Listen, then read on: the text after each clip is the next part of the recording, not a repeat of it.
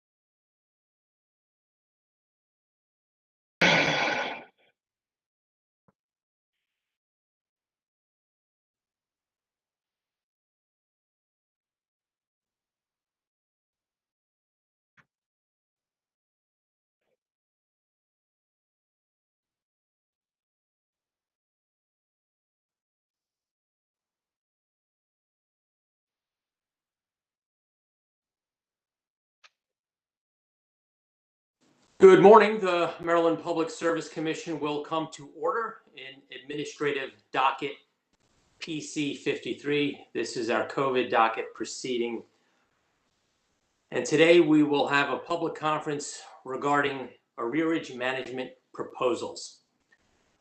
On September 4th of 2020, the Commission issued a notice seeking proposals regarding the scope, benefits, and risks of any potential forgiveness program.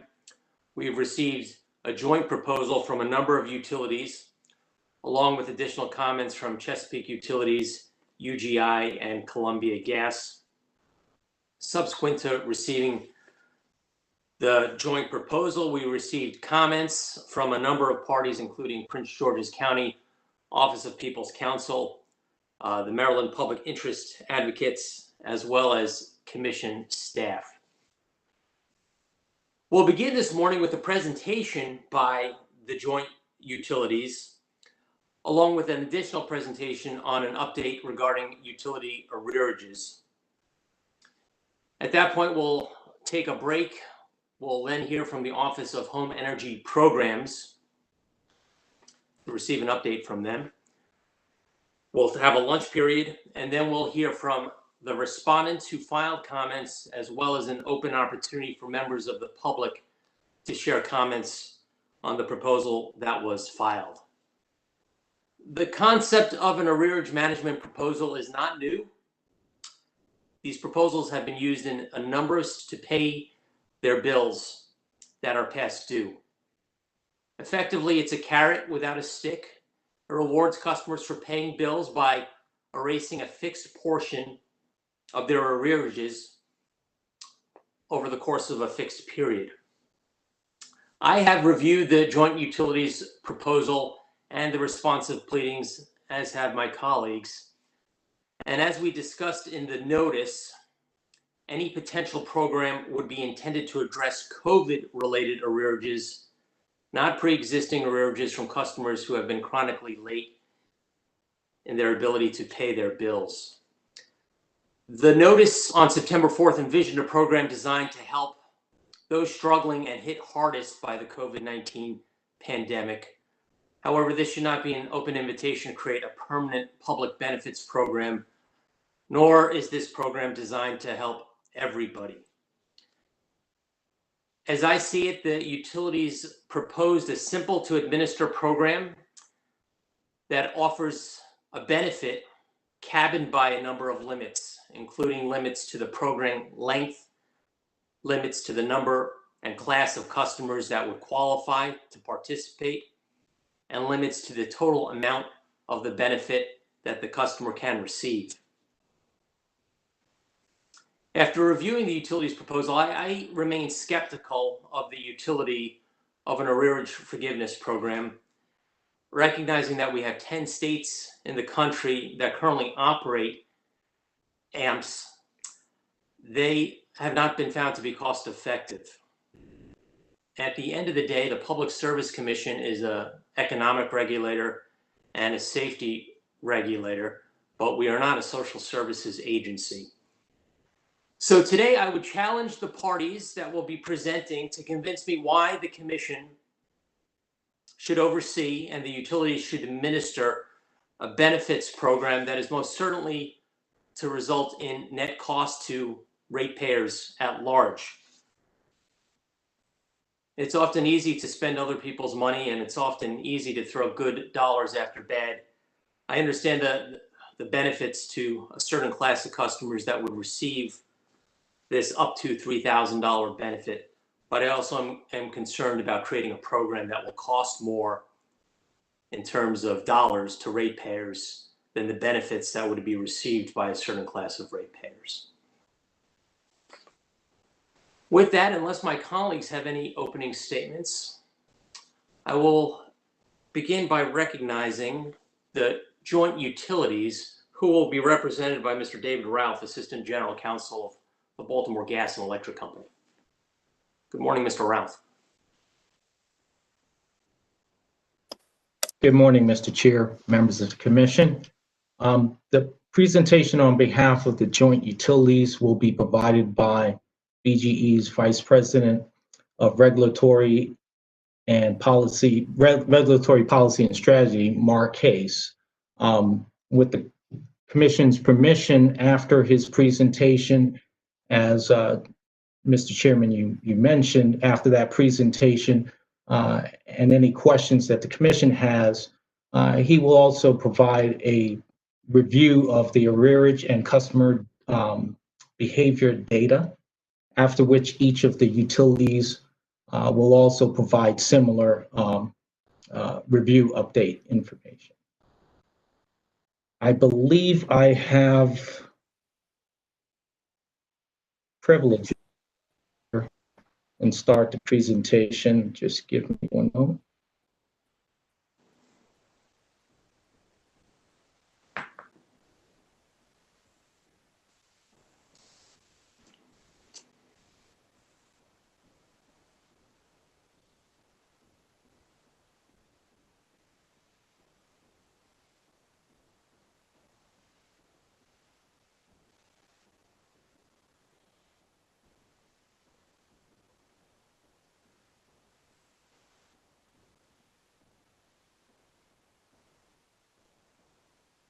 Okay, Mr. Case, I believe the presentation is up and you may begin.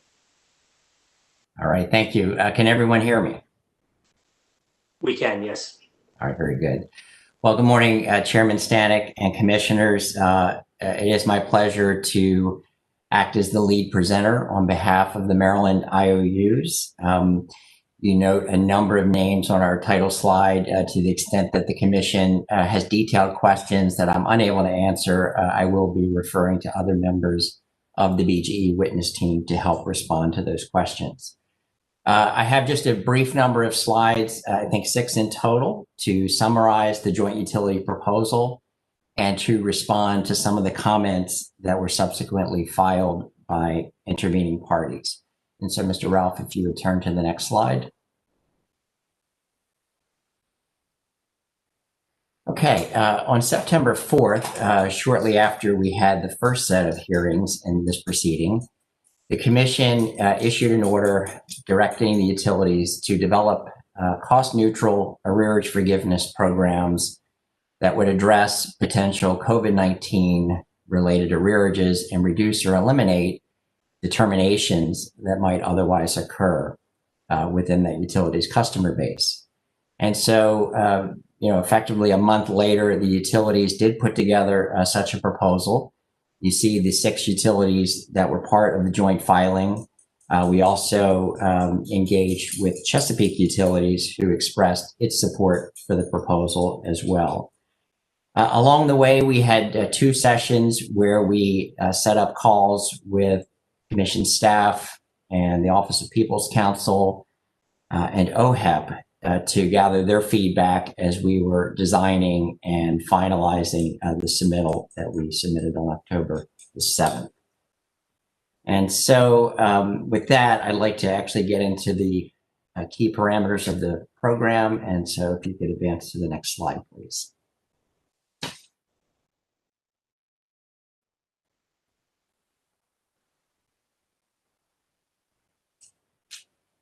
All right. In developing our proposal, we had input from a number of areas. First, we did look at programs in other states around the country and how they are designed. And then secondly, I'll note that many of the Maryland IOUs operate in other jurisdictions and actually today operate an AMP program. And so we had the benefit of the experience from those utilities in terms of what worked well and what didn't.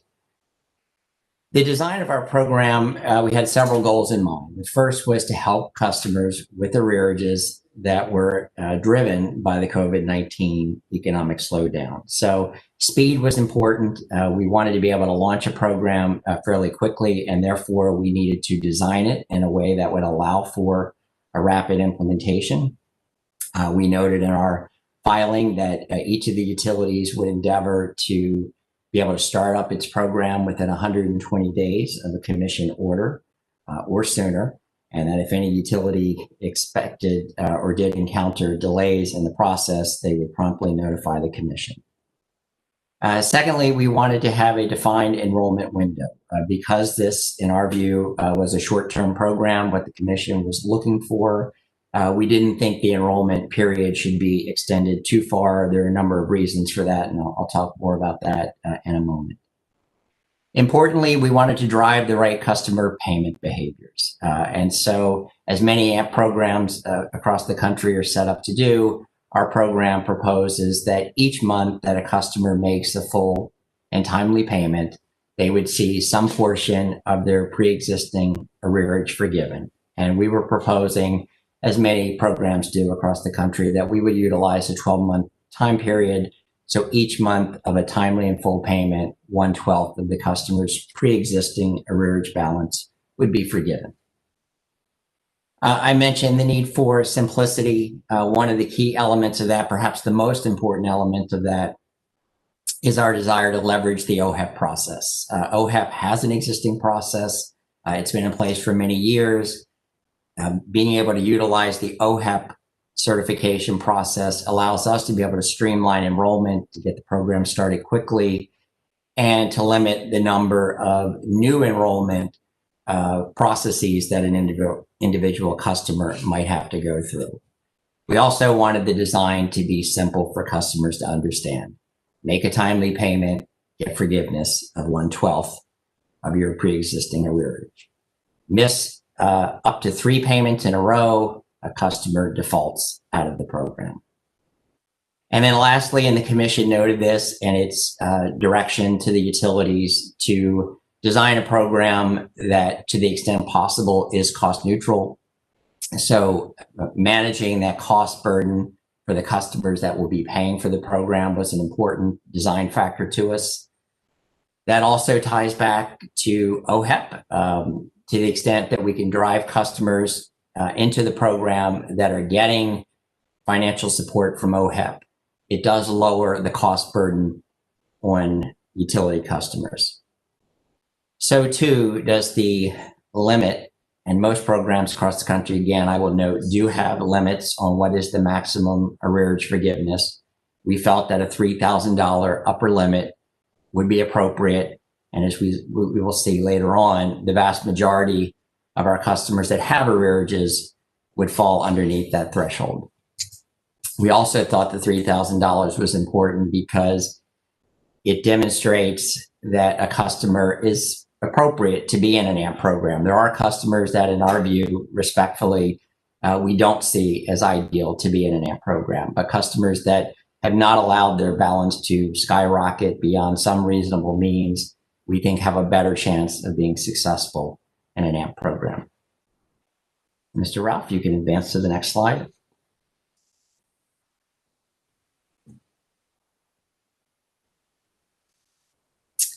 Okay, so I wanted to hit a few of these topics in a little bit more detail to shed additional light on what the utility's thinking was in our program design. I mentioned the need for OHEP approval. We think that is important. The OHEP customers are those that are in greatest need for assistance. Those are customers that fall at 175% or lower of the federal poverty level. Using the OHEP channel creates the incentive for more customers to reach out to OHEP and seek that financial assistance. It gives us the best chance of cost neutrality and avoids having to set up a new verification system that would have costs and time associated with it. And it reduces the cost burden to the customers that are ultimately paying for the cost of the program. I will note that we read the OPC and the Coalition of Maryland Public Interest Groups, their comments and their advocacy for a program that would have broader eligibility that additional customers could participate in. And to that extent, the utilities have been investigating and exploring what that could look like. OPC in particular had suggested 2 alternatives, one being that customers that qualify for other state programs could therefore qualify for a utility AMP program, or alternatively, just to set a higher income limit, such as 250% of the federal poverty limit. The utilities strongly oppose the latter suggestion, that we ought to set up a much higher income standard. That would be quite complex. The cost benefit levels would be considerably lower. But we are exploring the concept of certain programs within the state, if customers are already enrolled in those programs, that those could be an additional channel by which the utilities would allow participation in the AMP program. We are not today at a point of having finished that investigation. And so we commit that within 2 weeks of today's hearing, the utilities, either jointly or individually, will respond in writing to the commission and other parties with the results of our investigation. And by that, I specifically mean what additional programs we think would be a potential expansion of the eligibility criteria. So a program like SNAP, for example, or others. We're looking for programs that would generally be at the same income level of 175% or less. We will identify what are the additional costs, and if there are additional setup times, we'll identify that in our filing as well.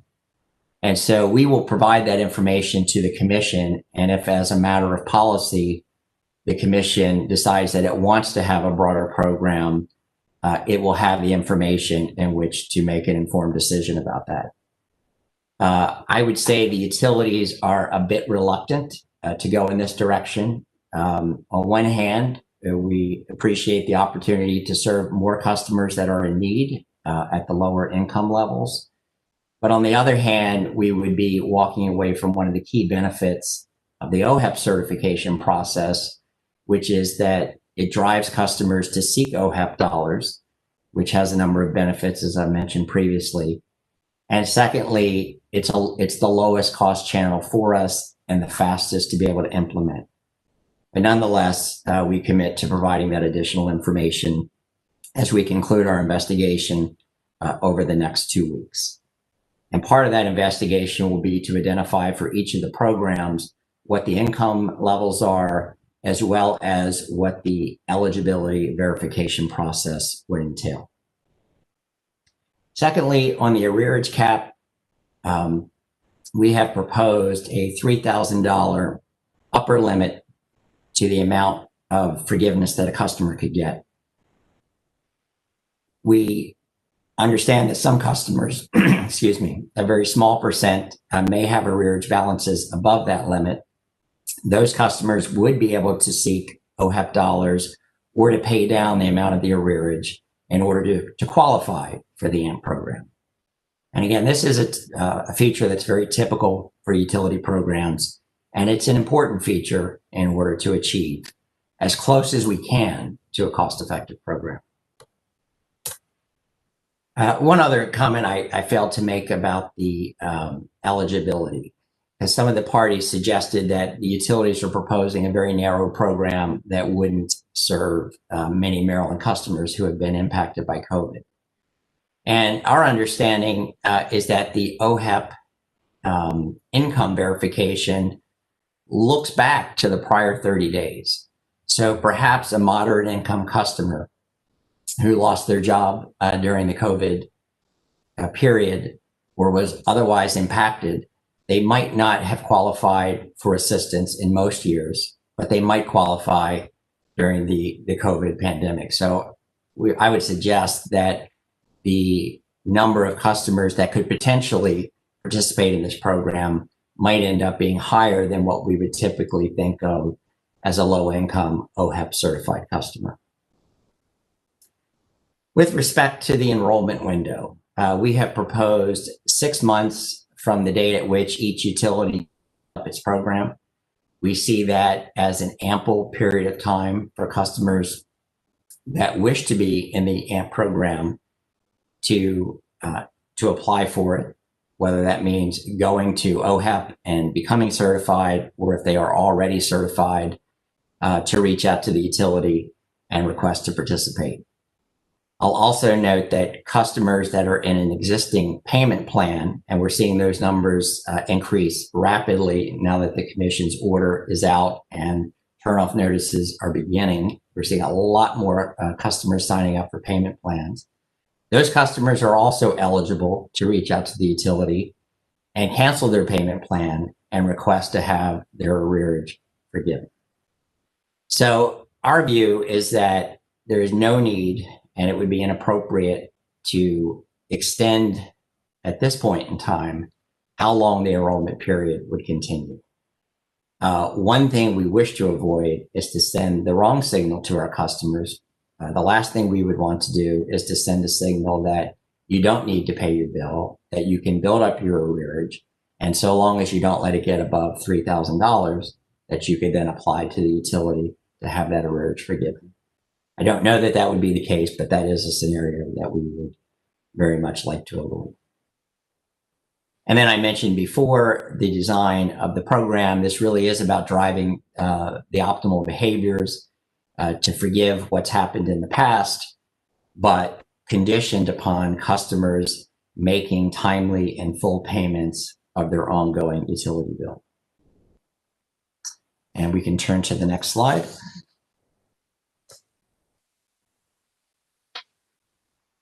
Okay, cost effectiveness analysis. I'll describe it at a conceptual level, how we've approached this, and then drill down a little bit into the data. So in terms of the benefits that are typically seen with an arrearage management program, there are three primary benefits. The first is that by forgiving amounts of an arrearage, that ultimately it can have the impact of lowering the reserves for bad debt and then ultimately the write-offs of bad debt for customers that are able to stay in service. Secondly, and this tends to be a smaller factor in the scheme of the benefit rankings, but there can be a reduction in the operating expenses associated with collections. And then third, we see the ability to keep more customers in service and for a longer period of time. That generates ongoing monthly revenues that reduces the cost burden to other customers that are paying for the program. So those are the three primary benefits. I would say the first, the reduction in reserves for bad debt, is the largest of the three, followed next by the value of ongoing revenues from customers remaining in service, and then third, the reduction in operating costs.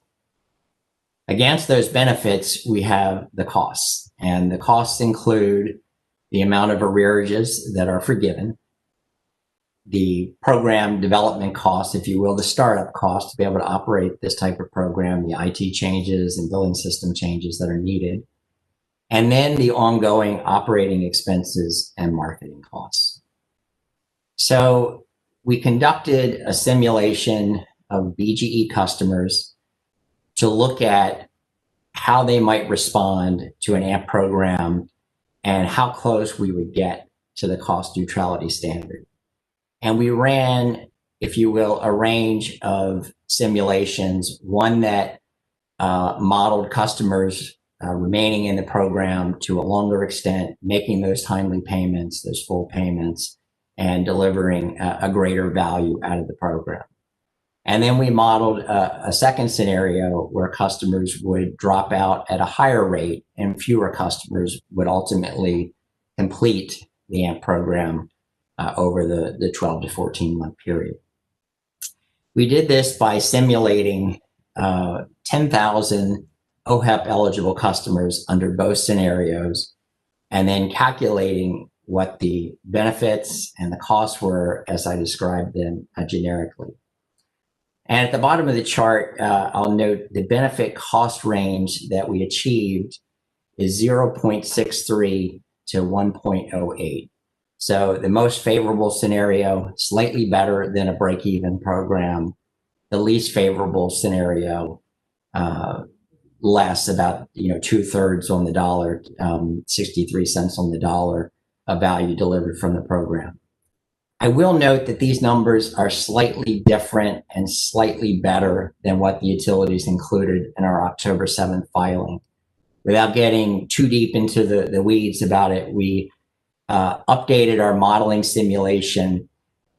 When we pick these 10,000 customers, it's really a random selection of which customers get picked. And one of the dynamics was that the 10,000 customers in what we would call the baseline scenario, which is to say without an AMP program, were originally different than the 10,000 customers that we modeled under an AMP program. And so the enhancement that we made was to lock in the same 10,000 customers under both scenarios, if you will, to make it more of an apples to apples comparison of what are the changes in costs and what are the changes in benefits. And that results in this range that you see at the bottom of the page. Mr. Casey, if I could interrupt and ask a question on the chart so that I understand what I'm looking at. If we look at the red line, which is the short duration, it drops off rather precipitously after the 2 to 3 month period. Is this reflecting that basically 4 out of 5 customers will have defaulted by the 3rd or 4th month? Yes, it is. That's exactly what it reflects. That is substantial. Okay, thank you. Yes. I will note that the utilities are unable to assert that the program is likely to be cost effective. We have looked at analyses in other states. We are unaware of any state where a program has been deemed to overall reduce costs to customers or ratepayers. That usually there is some net cost at the end of the program, which has to be balanced against the benefits it provides from a societal standpoint of keeping more customers in service and avoiding disconnects. So we think it's possible we could get close to cost effectiveness, to neutrality, but on balance, we think it's more likely that the program will have a net overall cost to our customers. Mr. Pace? Yes. I'm wondering if you could help me understand what the incremental program development costs are and what the incremental operating costs are. Are you hiring consultants? You know, what are the incremental costs to the companies to develop these programs and to operate them? Yes. So for this analysis, we modeled what BGE's costs would be, both the startup costs and then the ongoing operating costs of a program. And given that this is a short-term program, really those operating costs are within the first year or so of program startup. And in total, we have projected our cost to be about $2 million, the sum of both the startup costs and the ongoing operating costs. So we, in this calculation of the benefit cost ratio, we included a $2 million expense for the setup costs and then the operating costs. Depending exactly on how the commission might order the AMP program design to play out, and particularly about the eligibility factor, I think in the BGE case that we are likely to engage a third-party vendor to help us manage the program enrollment. We are in discussions with a company and beginning to get price data on what exactly that will cost and how different the cost will be if we expand the channels beyond OHEP certification. We know from our discussions that the lowest possible cost range is if we exclusively utilize the OHEP certification, to the extent that we include SNAP customers or weatherization customers or other customers in the program that requires a new verification process, those costs will be slightly higher. So the numbers I represented are for BGE, and when the other utilities speak to their arrearage data, they may also be able to share what they expect their ongoing cost to be. And I will say that while this is just a BGE modeling or simulation that was included in the filing, we did ask all the utilities to review it, and the response we got back is that this data, the ratio of benefits and the costs that go into it are representative. They think are a fair representation for their utilities, but beyond that, I'll let the other utilities speak to their specific data. Right. I understand all that and I appreciate that. But what I'm trying to understand is the $2 million in operating costs and development costs, is that incremental $2 million? Because if, for example, you decided to do the marketing in-house while the, potential media buys would be incremental, the people, the labor isn't incremental. So I'm trying to understand whether these are incremental costs or whether these are costs. I would say, and I'll invite other members of the team who are closer to the components of the $2 million, but it's my view that the majority of the $2 million of costs are in fact incremental costs.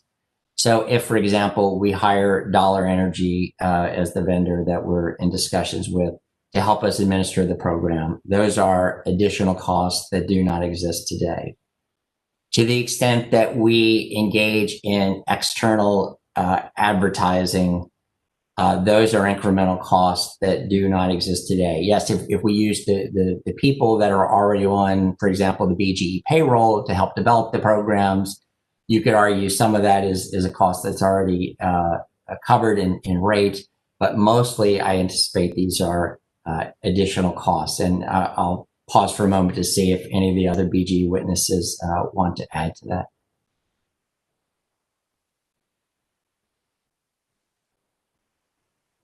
Okay, then I must have gotten it right. Okay, I appreciate that because, oh, here comes somebody.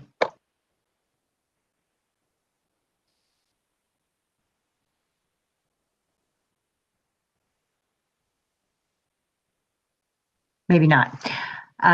What I was, I'm just trying to make sure that I understand, and I think it's very important that if the commission were to proceed with this, obviously it would only be incremental costs. It wouldn't just be, if internal people are developing the program and if internally you are operating the program, unless you're hiring somebody new or engaging in some overtime, those would be costs that are already covered in rates. So there wouldn't be cost of the program. So that would, it's important that we understand that the costs you're projecting are incremental costs so that we can understand the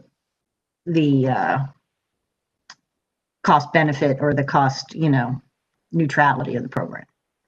Yes, appreciate that. And so too, that same standard could apply to the benefits that we show in terms of reduced truck rolls and reduced collections expense. That, those may be costs that are already, if you want to think of them as sunk costs, but we count those on the benefit side the same way as we would count on the cost side. But I really do think the majority of these costs are likely to be incremental. Certainly the largest,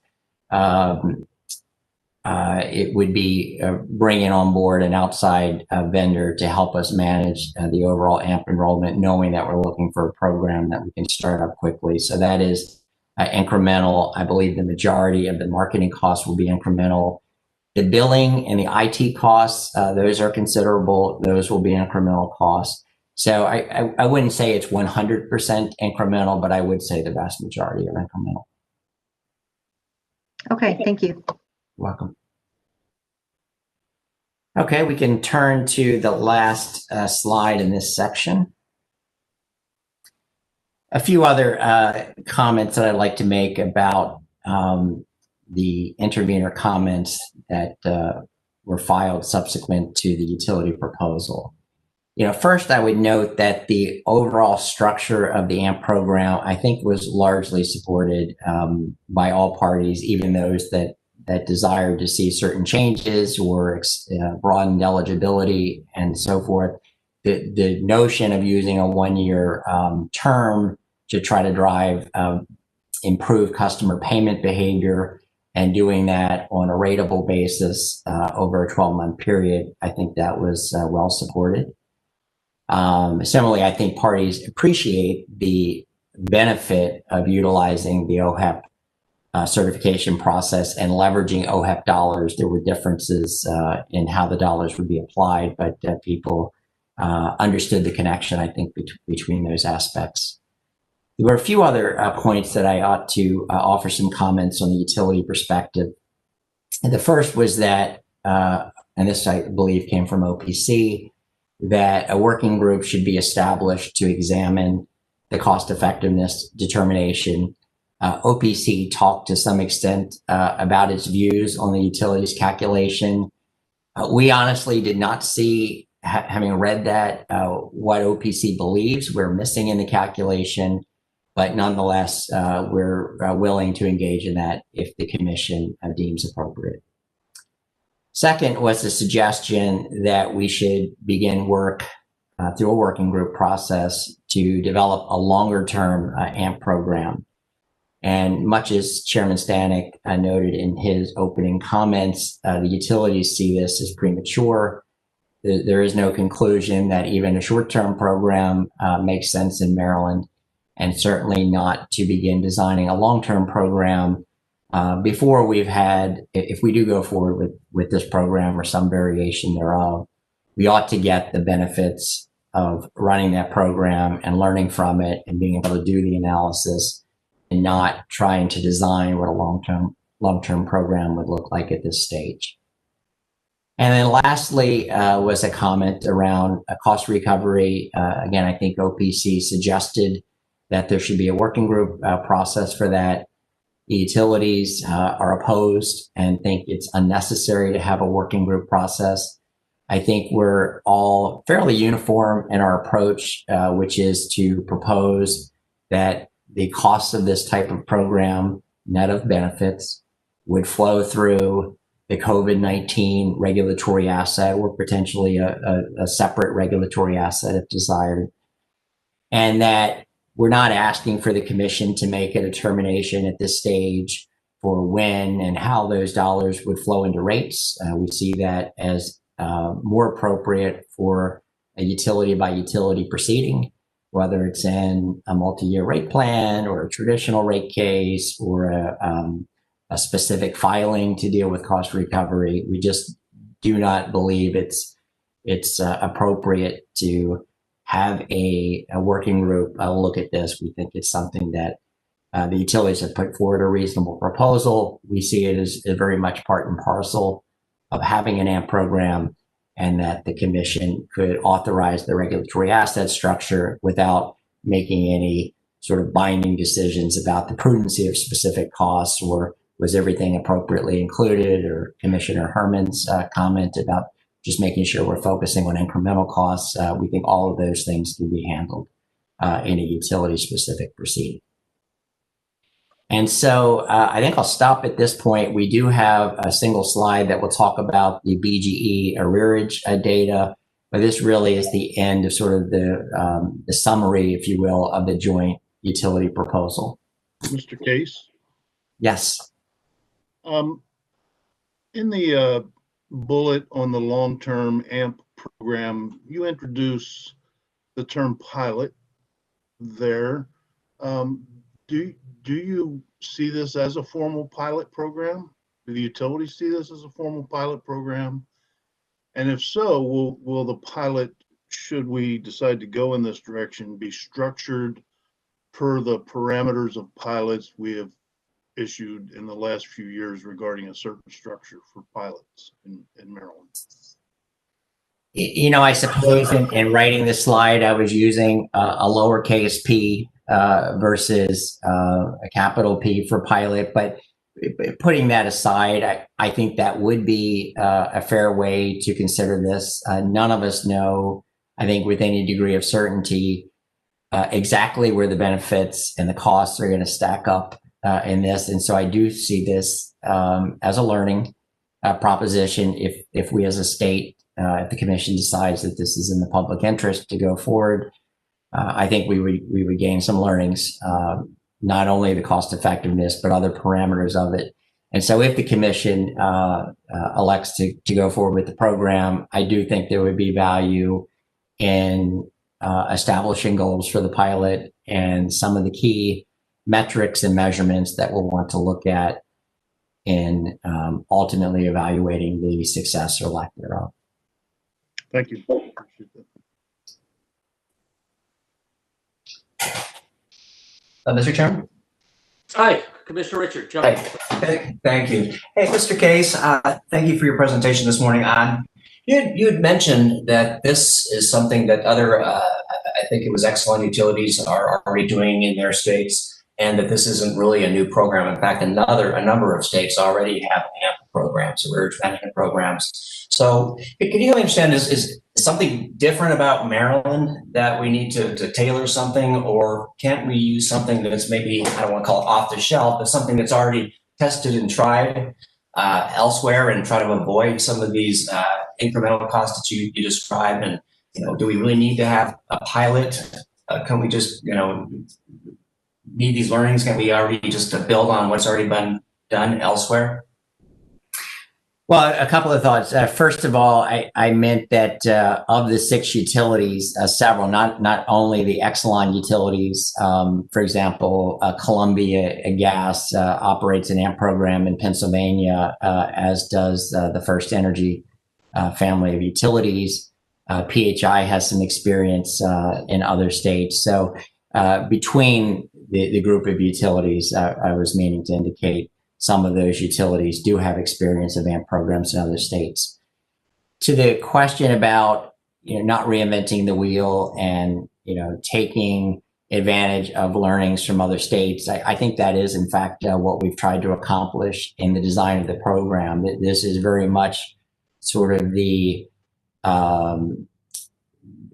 typical type of AMP program that for those states that do run an AMP program, and again, that's a subset of states across the country, but for those that do run an AMP program, I would say we have modeled our proposal to be fairly consistent with those.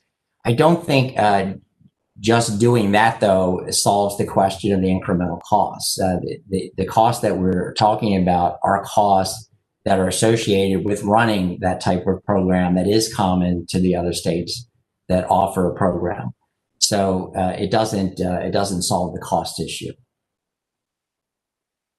And of course, the largest cost of a program like this is the actual forgiveness of past due debt. So one thing I should mention is, perhaps to illustrate this point, as we modeled through the simulations the cost effectiveness of the program, we have a lot of history and we have a lot of customer data from which to estimate how much of that arrearage, if we didn't have an AMP program, how much of that arrearage would ultimately be paid or would ultimately be written off.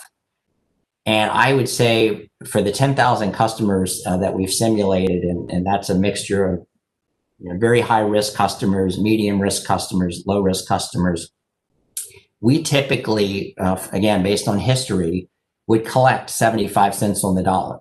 So if we had no AMP program, we would expect that our write-offs would ultimately be about 1/4 of the arrearage balances for those low-income customers. There's a range within there. The highest risk customers, we would expect to write off about 61 cents on the dollar. For the lowest risk customers, we would expect to write off about 3 or 4 cents on the dollar, but a weighted average of the customers shows that about 75 cents on the dollar would typically be paid without an AMP program. So right off the bat, if we forgive that debt, that arrearage, we are foregoing 75 cents on the dollar that we would otherwise expect to collect. And that is following, quote unquote, the best practice design from other states. So the largest cost is associated with the arrearage forgiveness. That is part and parcel of an AMP program.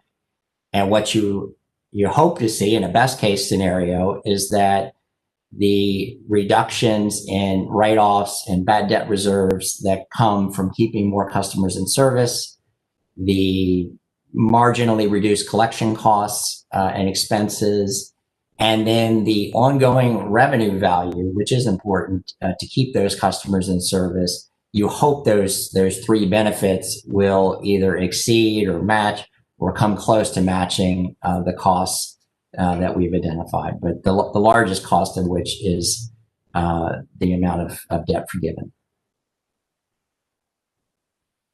Okay, thank you. Mr. Case? Oh, go ahead. I'm sorry, Commissioner. Go ahead. Oh, okay. So I take it. So the population we're looking at helping. Do you think there are any differences given COVID that might not make them right, I guess, fall into your past experiences?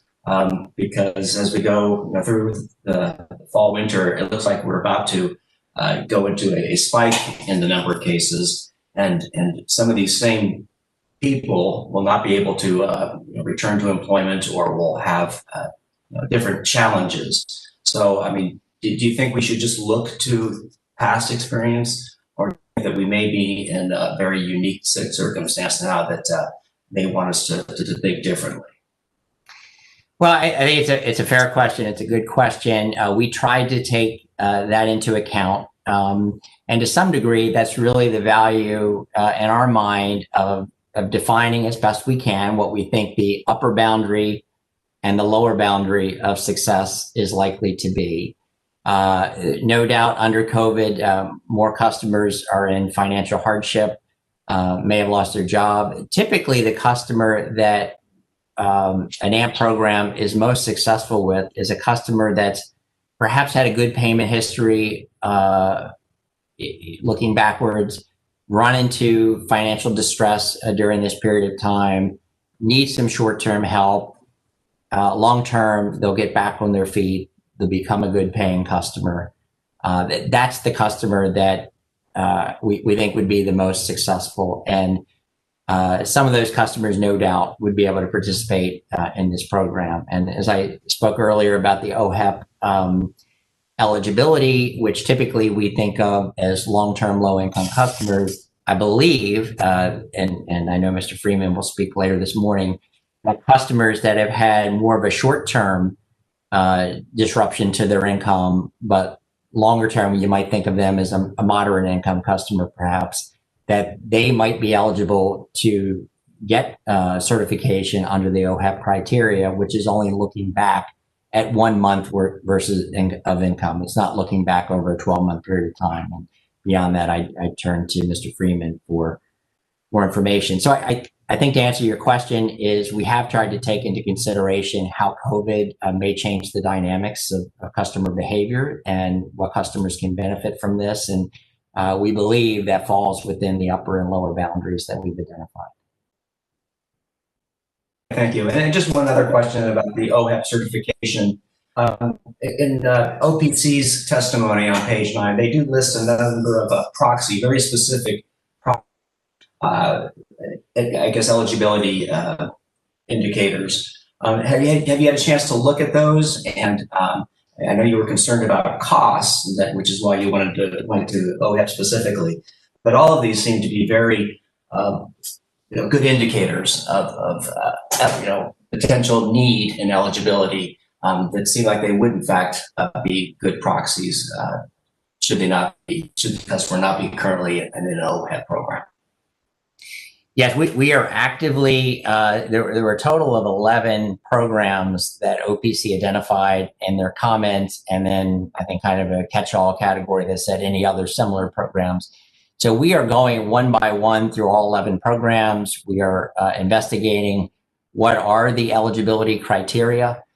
And I'll give you one as an example that we don't think would be a good fit. There was a program, I think, that talked about free school lunches. So if a child is getting free school lunches, as I understand it, that is not an income-based determination. So certain schools, if a high enough percentage of the students that attend that school are deemed low income, then the free lunches may apply to every student within that school, regardless of income level. And so we don't think potentially allowing moderate or higher income customers into the program simply because they're in the free school lunch program is a good fit for the program. That's one example. But I think the majority of the 11 that we're more likely to find that they are addressing similar customers to those that would qualify for OHEP support. And that is income levels at or below 175% of the federal poverty level. I'm aware of at least one where the criteria is 185%. In our view, that might be close enough to allow it into the program. But that is precisely the investigation that we're undertaking now. We haven't had a lot of time. I think we've had 7 business days since the comments were filed by other parties. We are doing that investigation. And so at the end of the 2-week period that I referred to earlier, we'll be able to respond in writing to the commission to say which of those 11 programs, perhaps it's 4 of them that the utilities think are a good fit, that the eligibility determination is not too complex, that the type of customer that would be qualified is consistent with the OHEP certification, what the additional cost and what the additional time will be to implement that. So we'll provide that data. We're working on it very aggressively, but I can't say yet how many of the 11 will ultimately make sense. Okay, thank you, Mr. Case. My pleasure. Before additional questions, since we are touching on arrearages, Mr. Case, why don't you continue and conclude your slide presentation?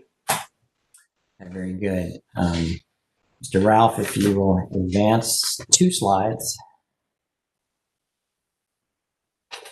Okay, we have a number of graphs and charts and tables on here, and I will kind of work our way around the page, beginning in the upper left-hand corner.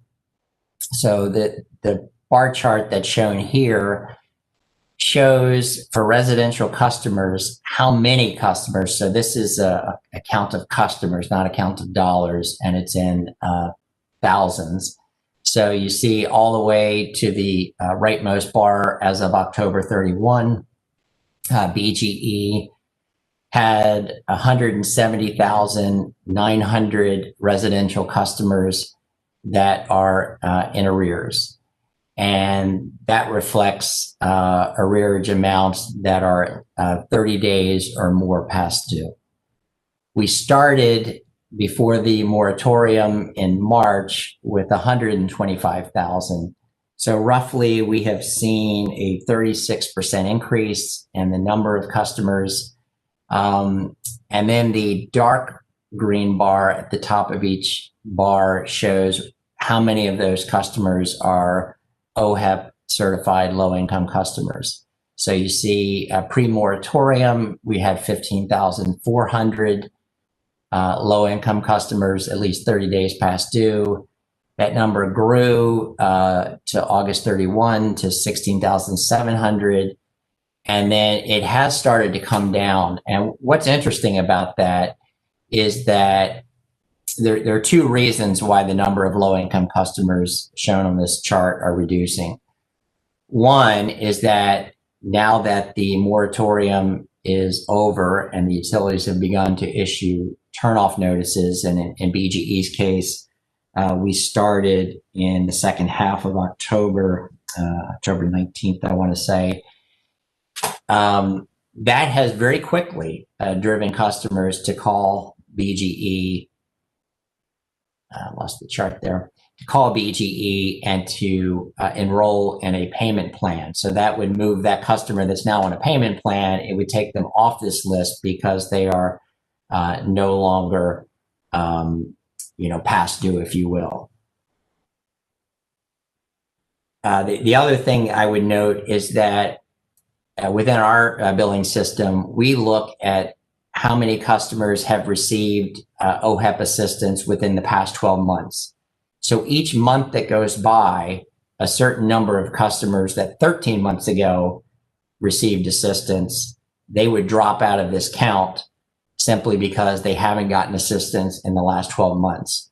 And we really did see, I think, a desert of applications since the beginning of the moratorium, all the way up through the point in time where we're about to resume the collections process and turnoff notices are being issued. It really is changing the customer behavior in a way that we predicted and expected from the earlier hearings.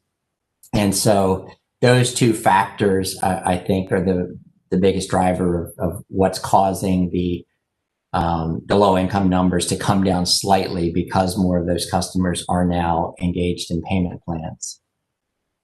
The chart immediately below that shows the same data, same time periods, except now we're measuring the amount of the arrearage in total versus the number of customers. And I should have noted on the customer counts, we really were beginning to see from September 30th to October 30th, it was beginning to plateau, and hopefully we'll actually start to see those numbers come down in subsequent months. But the growth from September to October and the number of customers was a little more than 4,000 customers, or about just under 3%.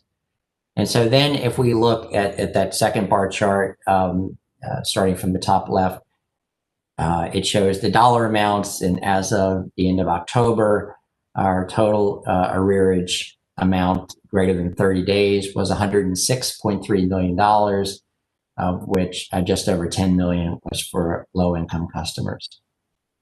And then in the bottom left chart, this shows the number of residential payment arrangements that have been issued. And we really have been pleased to see a significant increase in that since we began the collections process. We got just over 7,000 customers signed up for plans in October. And a lot of that was really in the last 2 weeks of the month as turnoff notices began to be issued. So we saw more than a tripling since that occurred. In the top right chart, we show the number of calls that have come in related to collections, and then the number of turnoff notices that were issued. So if you look in the first quarter of the year, there were roughly 120,000 or more notices, turnoff notices per month that were being issued.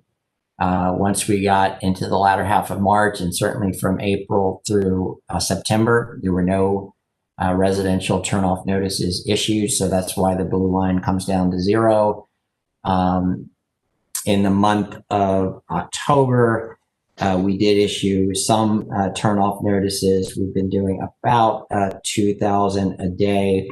And so in total, through early November, so far we have issued turnoff notices to about 15% of the customers that have an arrearage balance of more than 30 days that would meet the criteria. So that's what's happening on the turnoff notice side. In terms of inbound calls, you see a high level of calls in Q1, and then once the notices stopped, very few numbers of calls, 5,000, 6,000 a month in that range we were seeing through September, and particularly in the latter half of October as we resume the collections process, we've seen that rebound.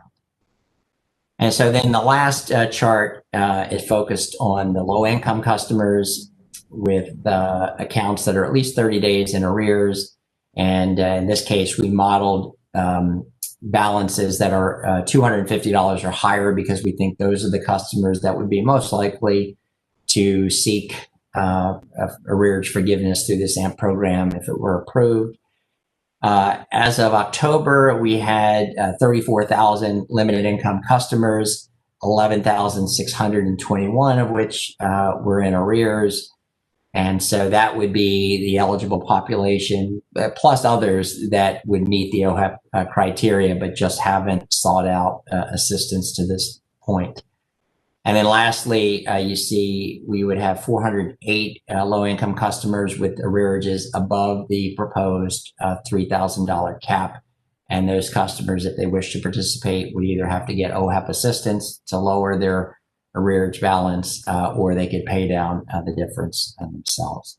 And you see on the chart what the average arrearage balance is, $852 per customer as of the end of October. So happy to take any questions. Mr. Case, this is Commissioner Ledson.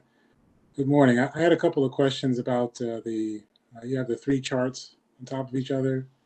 So I have a couple of questions about the second and third chart on your left. Okay. Looking at the data that you've presented for October in the second chart, you have a total of 106.3 million. Yes. With about 10.3 million at low income or limited income. So if we take into account the observations you presented earlier regarding the lowered number of customers who've applied for energy assistance, are you able to estimate how many of the, or how much of the funds that are in October listed in the account in the system here as non-limited income are actually customers who historically or currently would be eligible to get assistance? Well, I take note of the fact, and I think this was in our filing, that from the earlier hearings we did in PC 53, it's estimated statewide that 26% of customers that are at or below the income threshold of the 175%, that only 26% are seeking OHEP assistance. So that would say the true number of low-income customers might be 3 to 4 times higher than the number of certified low-income customers. And then I think the fact that the OHEP criteria relies not on the past 12 months of income data, but a much shorter term than people that were, let's say, gainfully employed, for most of their lives leading up to this, but they've had a short-term disruption. They may also qualify. So I think the number could be even more than that 3 to 4 times factor that I spoke of. Okay, thank you. I think you're absolutely correct. And I know the look back for OHEP is 30 days, so absolutely correct that there's going to be some customers who financially may have been beyond the limited income eligibility requirements, but certainly are eligible now. And in fact, if they're able to get a new position, a new job somewhere else, or get their old position back, then they may not be eligible anymore. So yes. So we may have some in that situation. So I guess I have the same question for the third graph that we have listed again to your left for the month of October. There's a number of payment plans that have been issued here, and I was some concern at our hearing a couple of months ago about customers that today may not be low income, but they would apply for assistance, and then we find out later that they are. So what do we do with them? So have you been able to identify any customers out of the 7,089 payment arrangements that have already been issued that are low income? I don't know the number offhand as to what that split is, and perhaps if either Mr. Khan or Ms. Black could unmute, and if you have that number at your fingertips to share it.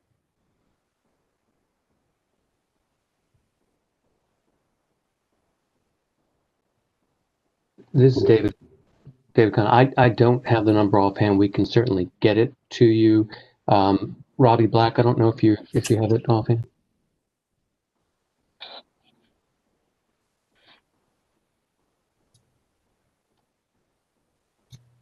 Ms. Black, if you're speaking, we cannot hear you.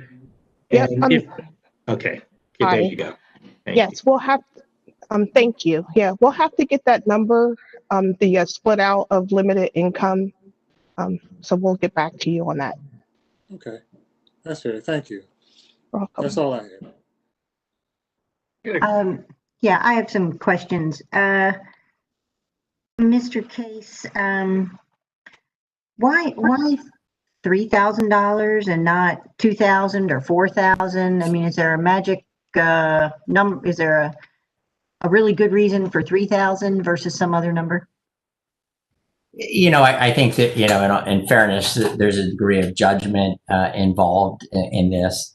And so the utilities talked about this. We talked about, levels in other states. We talked about really trying to set it up in a way that the right customers would benefit from an AMP program. And so it was, a bit of a recognition that customers, let's say if they built up a $5,000 arrearage, over the last 6, 8, 10 months, those customers are really not showing that they're likely to be successful in an AMP program because their arrearage balance has grown to that level in a relatively short period of time. The probability of success is reduced. And conversely, then the cost burden to other customers would be that much higher. So even 3,000 we thought was a fairly significant level for a program, short-term program of this nature. But at the end of the day, it was a judgment call and somewhat informed by experiences in other states. Thanks. Is your cost benefit analysis based on the actual arrearages of low-income customers, or did you assume that they all had $3,000 worth of arrearages? No, it's based actually on the actual arrearage values for the 10,000 randomly simulated customers. So the average arrearage, as you can see in that bottom right corner for a low income customer was $852 as of the end of October. So it uses a distribution. It didn't plug all customers in at 852, nor did it plug them all in at $3,000. It took them across the spectrum based on what we're actually seeing of real arrearage balances. Okay, thanks. So why 120 days? That's 4 months. That seems like a long time. And the second part of that question is, what happens to customers in the interim? You just continue doing what you're doing and then give the low-income ones the opportunity to sign up once you get it up and running? Yes. Yeah, there is more complexity to enrolling customers in this sort of program and setting up our billing systems to be able to manage that. We were pleased to be able to do it that quickly because there is a high amount of work. I'm frequently reminded about that by the people that are sort of responsible for the operational aspects of this. So, our hope is to do better than 120 days. We were really putting that out as the outside boundary, and that if we can set it up in 90 days, we will do so. We will work. We understand the sense of urgency associated with the program, and I think all of the utilities are committed to working expeditiously. Okay, thanks. You didn't answer the second question. What happens in between? Yeah, so what happens in between is that we continue to encourage customers to reach out to OHEP and to get financial assistance. We continue to encourage customers to reach out to their utility and work out a payment arrangement that will help them, better manage their utility costs. As I said, we've seen more than a 300% increase just in the last 2 weeks of October. So it's clear to us that it's having the intended effect. And so if the commission then approves an AMP program and we stand it up, 90 to 120 days from now, customers that are on a payment plan will be eligible to stop that payment plan and whatever their residual balance is. And realizing that, especially for low income customers, the commission directed that those are 24-month plans. So, in 120 days, as an example, that's 4 months out of 24. So 80+% of the balance would still be in effect even at that date. Okay, thank you.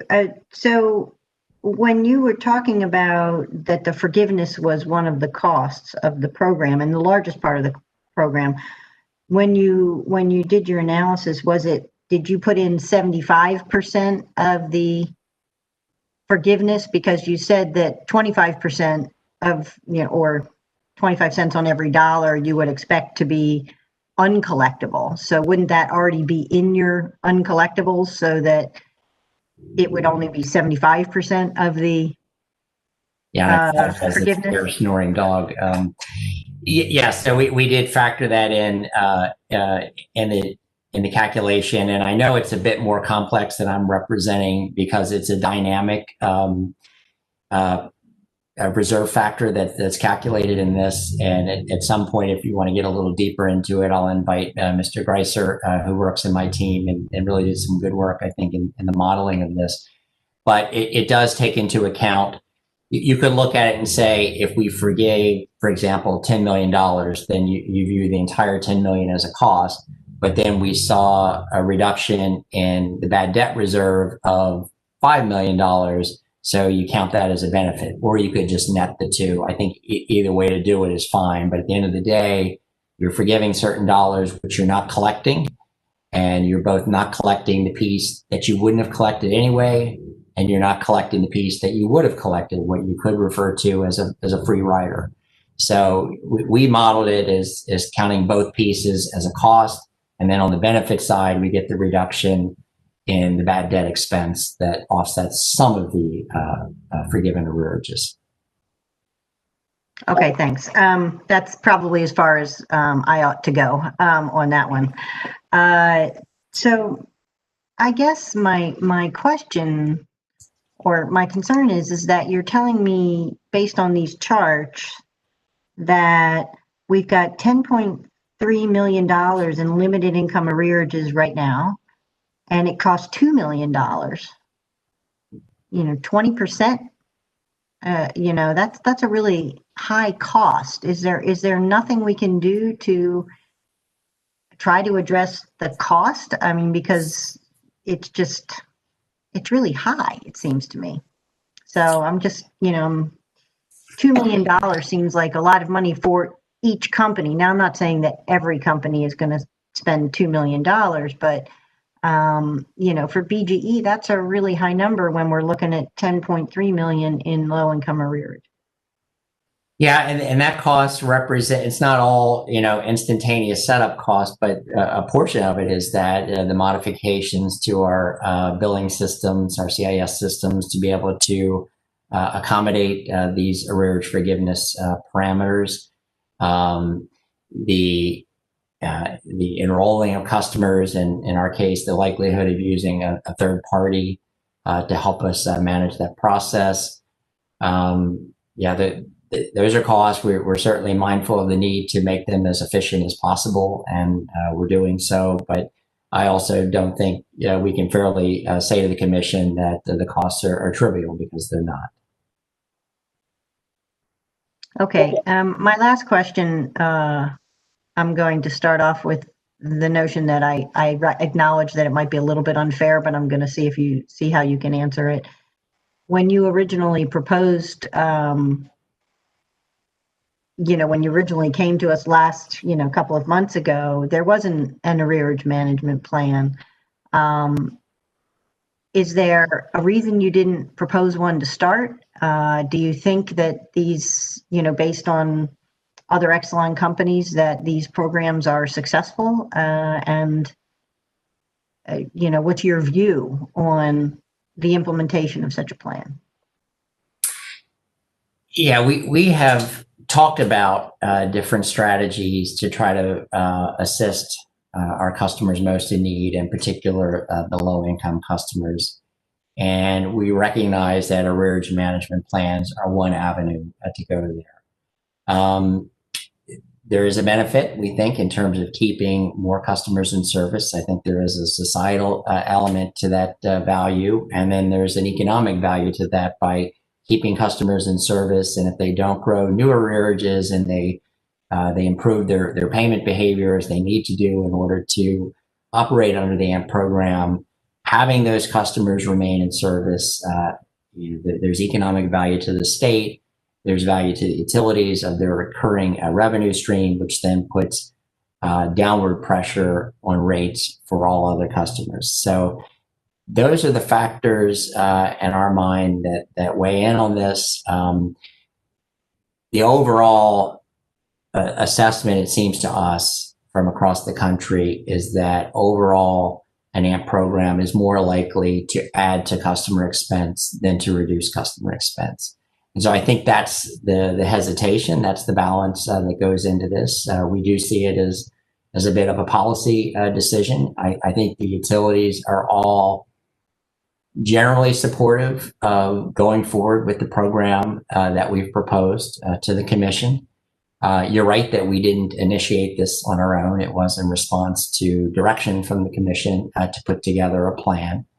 But it also wasn't such a radical idea that hadn't been done elsewhere or hadn't shown benefits elsewhere.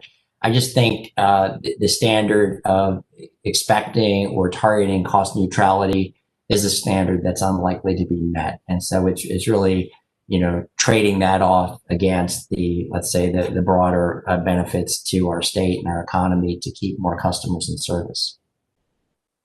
All right. Thank you very much, Mr. Case. Thank you, Mr. Chairman. Mr. Case? Yes. I got two lines of questions. One is on your chart in the upper right-hand quadrant of your graph here. So it's a ratio of turn-off notices to inbound calls from the customers, right? Yes. And if you look in January and February, that looks like about 3 turnoff notices for every inbound call that those 3 turnoff notices drive. Am I reading that right? That would seem to be the 3-to-1. I didn't follow you on the 3-to-1. So The way I read this is there's 40,000 inbound calls in January, but there were 120,000 turnoff notices. Am I not reading that? That's a 3. Oh, okay. Yes, I'm sorry. I thought you were going to the ratio of turnoff notices to past due customers. So yes, the ratio between the blue line and the green bar, 3-to-1. Yes. 3-to-1, right? So is that if you go back in time into 2019, 2018, 2017, is that the historical ratio? Is that normal?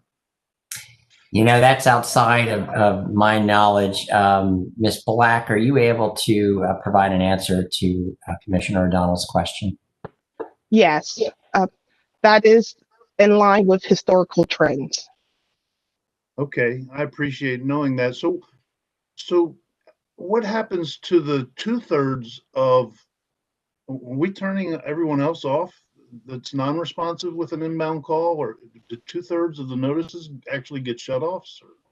No, I believe what happens is those customers make payments or reach out for assistance without needing to call our call center. Okay, so they may be responsive, it just doesn't show up in the inbound call data.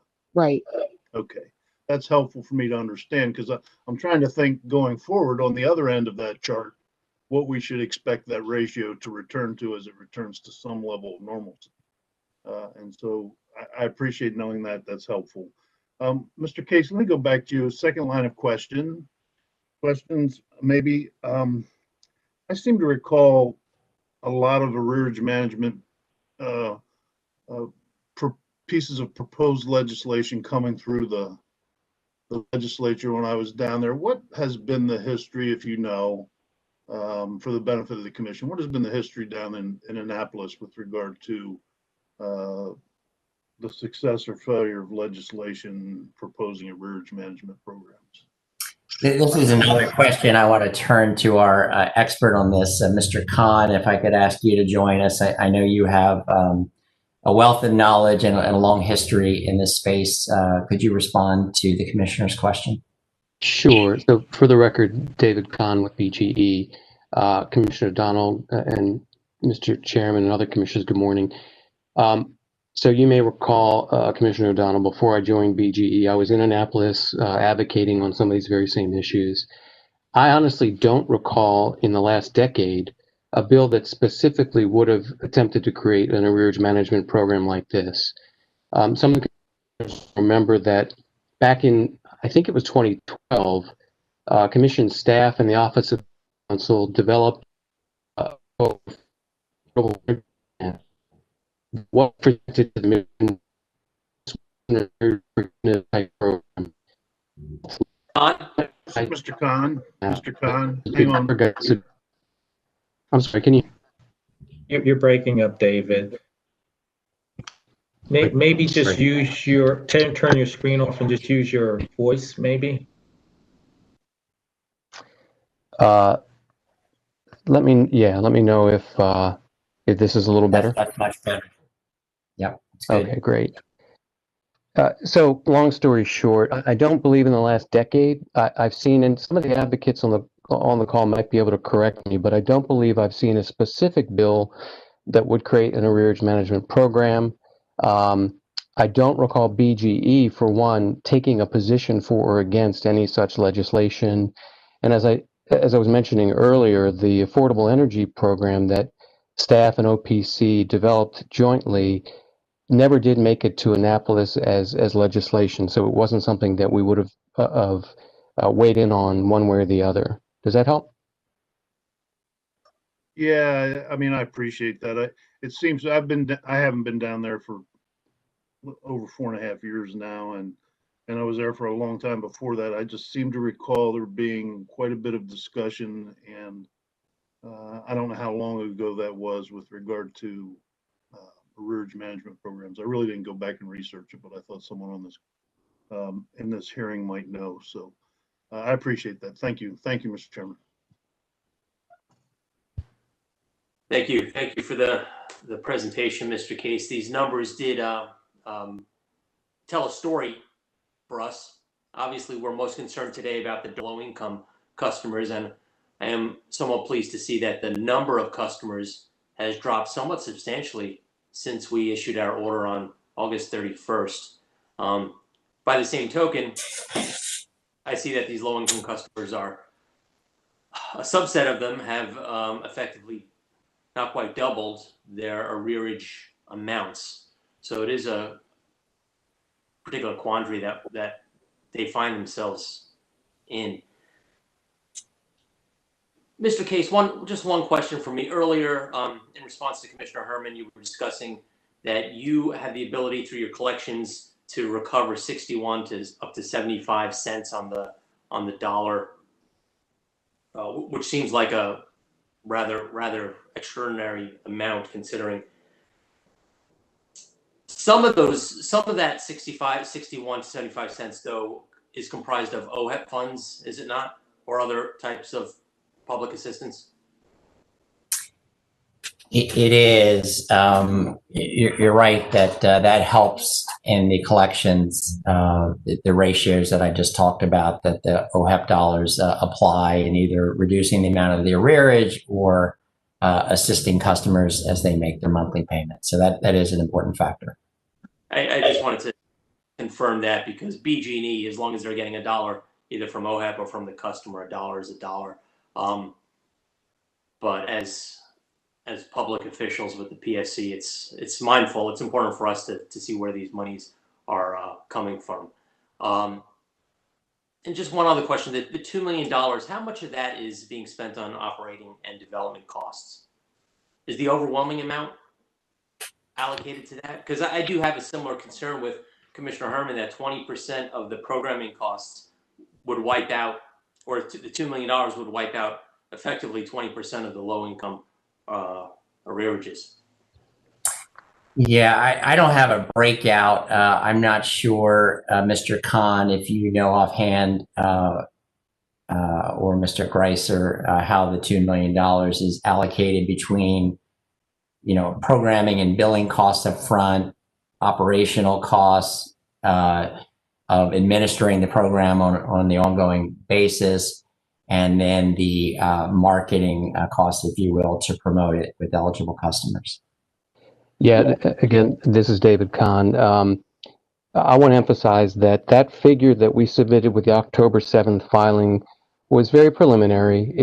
It represented a brief period of effort to try to flesh out the details of a program like this.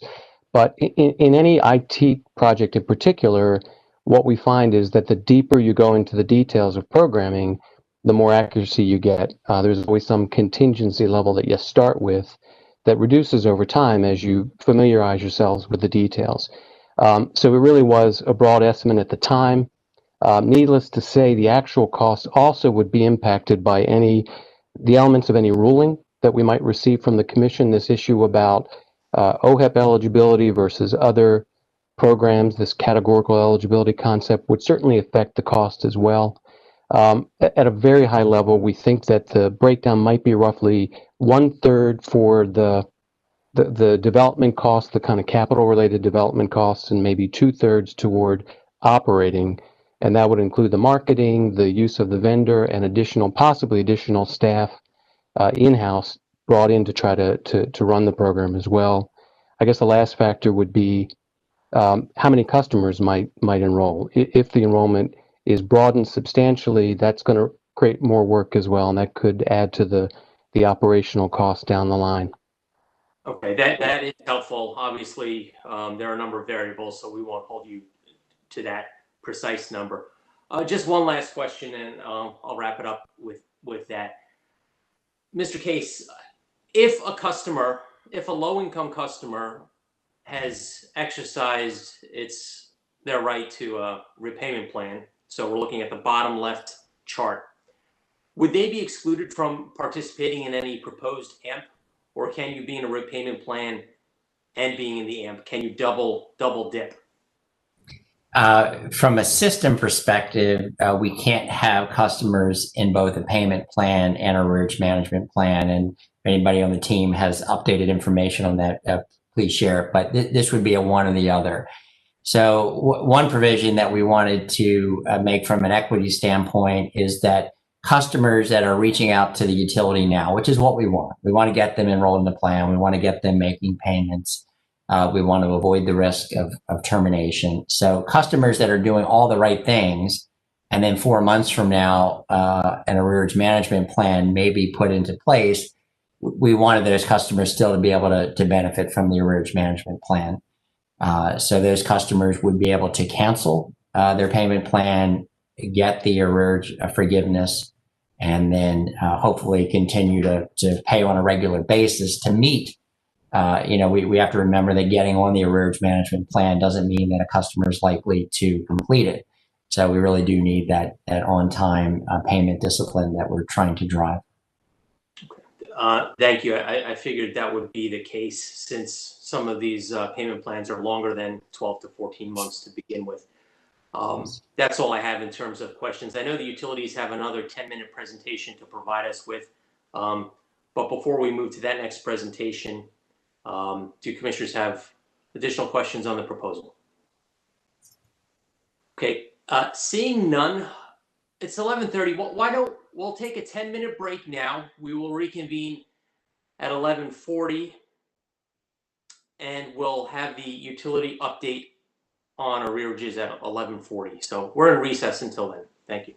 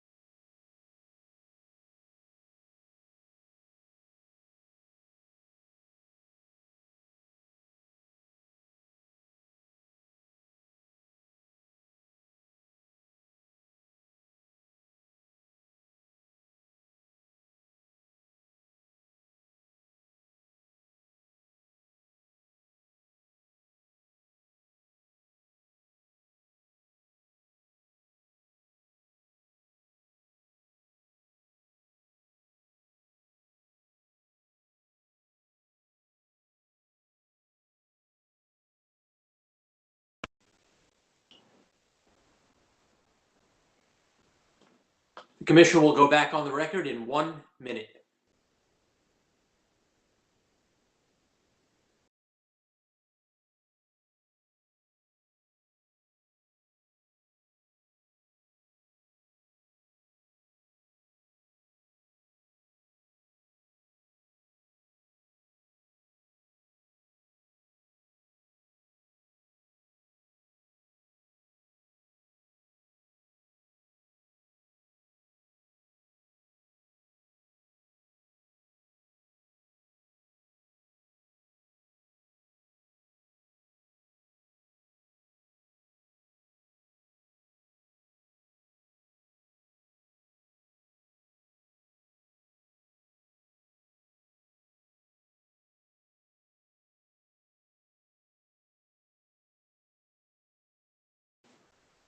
We are back on the record.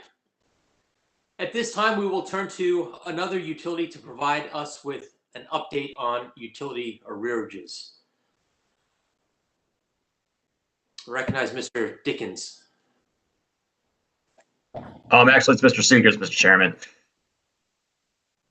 Mr. Seegers, good morning.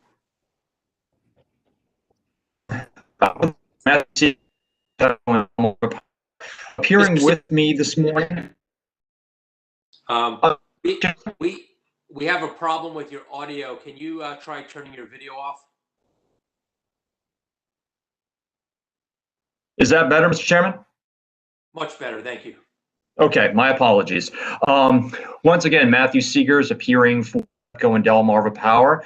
Appearing with me this morning are Mr. Kevin McGowan, PHI's Vice President for Regulatory Policy and Strategy, Mr. Derek Dickens, PHI Senior President, Customer Operations, Ms. Susan DeVito, PHI's Director for Pricing and Regulatory Services, and Mr. Larry Alston, PHI's Manager for Revenue Management. Your Honor, at this time, I'd like to turn it over to Mr. Dickens and Mr. Alston, who can walk through the arrearage specifics for both PEPCO and Delmarva Power, and then our team, of course, is available to answer any questions the commission may have. And Mr. Dickens, and Mr. Seegers, if you could mute. Yes. Good morning, Chairman Stanek and Commissioners. I'm going to ask Mr. Alston to bring up the presentation, and while he's doing that, I'll just kind of make a couple of opening statements. I just want to make sure, can everyone hear me okay? Very Yes, good. sir. Good. Just wanted to first open up with I'm going to give you an update on kind of where we are from a Delmarva and PEPCO Maryland perspective, and also just to give you a background on where we are in our arrearages in those particular companies with our customers. So as you know, we started, as the moratorium was lifted, we started to issue our deferred payment plans, and we're currently actively offering those to our customers as a zero down, 12-month and 24-month options. And we're actively engaging our customers there. We're also in the process of making some technology changes to allow us to even better service our customers with those offerings as well, and they'll be implemented sometime this month. Also, one of the things we had to do when the moratorium ended on October 1st, and given that we had to make some technology changes in our system, there was a little lag in that time. And so what we decided to do was we started sending out re-engagement letters to our customers. And again, we'll share some of the results of how effective that has been as we were going forward, prior to actually sending out the final notice that we're looking to send out that meets the 45-day compliance that was set forth by the commission. So Larry, we go to the first next slide, please. So in this slide here, what I wanted to just really illustrate when you talk about Delmarva, Maryland, is that when you look at the ARs, you see that $11.6 million was up by $11.6 million when compared to March of 2020. However, that is down since the moratorium was lifted on October 1st. And what we've also seen is that the customers enrolled in limited income programs is down by 16%, but that average balance of arrears has gone up somewhat when compared to March. And we believe that's attributed to the fact that we weren't or that we suspended our collections process. And so thus in turn, the behavior kind of wasn't quite as what we hoped it to be as we came out of the moratorium. And then also when you look at that overall population of customers in limited income, and there was some discussion earlier about customers that fall above that $3,000 AMP limit, we've identified that we think there's about 369 in the current population that would fall out of that parameter and would not qualify for that in the Delmarva, Maryland territory. Same thing for Pepco, Maryland. When you look there, you see the AR is up by 37.6 million when compared to March of 2020. That's slightly up since the moratorium was lifted on October 1st. However, here we're seeing more payment arrangements in the Pepco, Maryland in response to the customer engagement letters that I talked about earlier. Over the past 4 weeks, we've seen about 2,000 additional customers call and actually get on deferment payment plans at this point in time. However, when you do look at the customer enrollment of limited income programs, that's down by roughly about 19%, and the average balances are up as well. And again, we attribute that to the same behaviors as I mentioned with the Delmarva, Maryland customers with the suspension of collections. And also, when you look at the number of what customers might fall out of qualifying for the AMP, we believe is about 190 customers that would fall out of that upper limit for this population identified at this point in time. One of the other things I wanted to add that we did do as part of the coming out of the moratorium, in the month of October, we had 2 active weekends where we proactively called our customers, calling them and asking them, do you need assistance? We noticed this about your bill, and offering different opportunities. And with that, we actually, with those calls, were able to have customers respond and make payments up to $2.9 million for that period of time, just by having that more proactive approach for our customers on that week, on those 3 weekends that we did in October for that. Next slide, please. So when you look at the next slide here, we're talking about customer payment arrangements. And when you look at this overall, you'll see that we have 7,300 customers that are on arrangements in March of 2020. And then compared to 8,400 customers in October of 2020. So again, you see an increase there. And what we've also seen by again changing the deferment payment plan options, that we've seen an increase in bill cycles in Delmarva, Maryland from 10.3 months for deferment plan to 13.4 months in October at this point in time. And then when you also look at Pepco, Maryland, you see there's 20,800 customers on arrangements in March of 2020 compared to 26,100 customers in October 2020. So again, you see there's been some increase in activity of customers reaching out and getting on plans with us. And again, in the Pepco, Maryland, those plans have increased from 7.3 months on average to 11.1 months on average. One of the things I wanted to highlight here is that we estimate that roughly 29% of our customers in Delmarva, Maryland are on the rent payment plans. And again, that leaves about 71% of our customers as an opportunity for us to reach out to and really have that conversation and offer them assistance going forward. And so again, we're watching that, we're seeing the trend moving that way, but we believe once we move into the more final, delivering the final notice, we'll see those customers' behaviors even improve even more so. But again, just by the sheer nature of our outreach, we've seen some improvement from our customers and their behaviors in making payments and getting on different payment plans as well. Next slide, please. This last slide really is just meant to show the activity around your engagement letters that we sent out. And when you look at that in Delmarva, Maryland, we had about 181,000 active customers. And of that, we identified 31,000 that were past due. And of that 31,000 that were past due, 19,000 went into collections. But as we've gone through the re-engagement just for this short period of time, 704 actually called and set up payment arrangements, and actually 7,000 actually made payments for a sum of about $2 million. So again, that outreach has got our customers' behavior started to move that way. And when you look at it overall, 40% of our customers that we engaged actually made some type of payment at that point in time.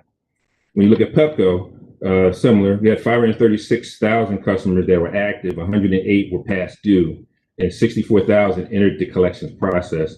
And we've now set 2,268 customers that are set up with payment plans, and we received $6.1 million from 22,000 customers that actually made payments during that period of time. And that averages to about 34% of our customers that we engaged made payment. So again, for us, holistically, we're moving towards our process. We have our technology that's about to turn on that will allow us to start to send out the final notices, which would occur in mid-November. We had to make some changes within our system to be able to do that. But in lieu of that, instead of leaving that lag time for us getting that together, we actively went and reached out to our customers, and we've gotten some appropriate responses for them, and their behaviors are shifting. However, we do believe that the behaviors will shift even more, engage more customers once we do send out the final notice as per outline, and we should be successful. And with that, I'll open up with any questions. Mr. Dickens, when you say final notice, is that the termination notice? Yes, the termination notice, yes. All right, it's a nice way of saying the termination notice. Commissioner Linton, sorry I stepped on you. No, no problem at all. Thank you, Mr. Chairman, and good afternoon, what is this, morning, Mr. Dickens. I'm on page 2 of your chart, your slide deck, looking at the column to your right regarding the number of limited income customers. I'm specifically interested in the number of customers with arrearages over $3,000. For Delmarva Power, you have 199 customers as of March 20th, and for Pepco, it's 86 customers as of the same time. Are those two numbers included in the October numbers? In other words, those 199 customers in March didn't settle their outstanding arrears. They're still above 3,000. I would ask Mr. Austin to be able to give you the detail on that. Larry, can you give that? You might be on mute.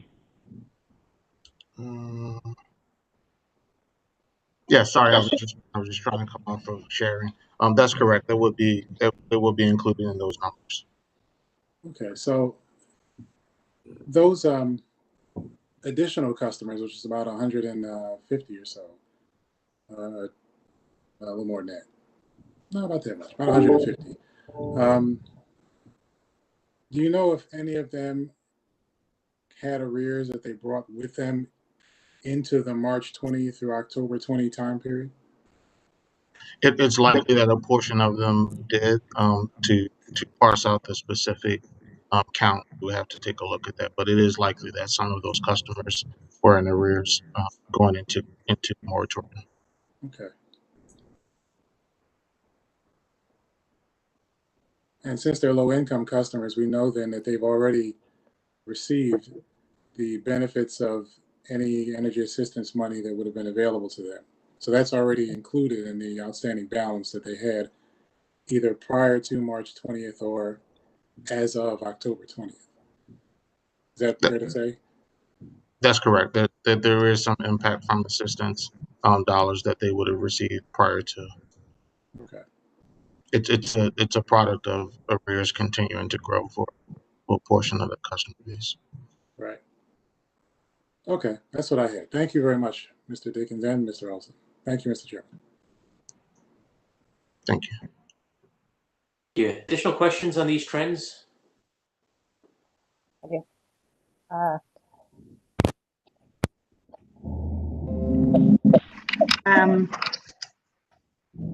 So, I'll ask you some of the same questions I asked the BGE.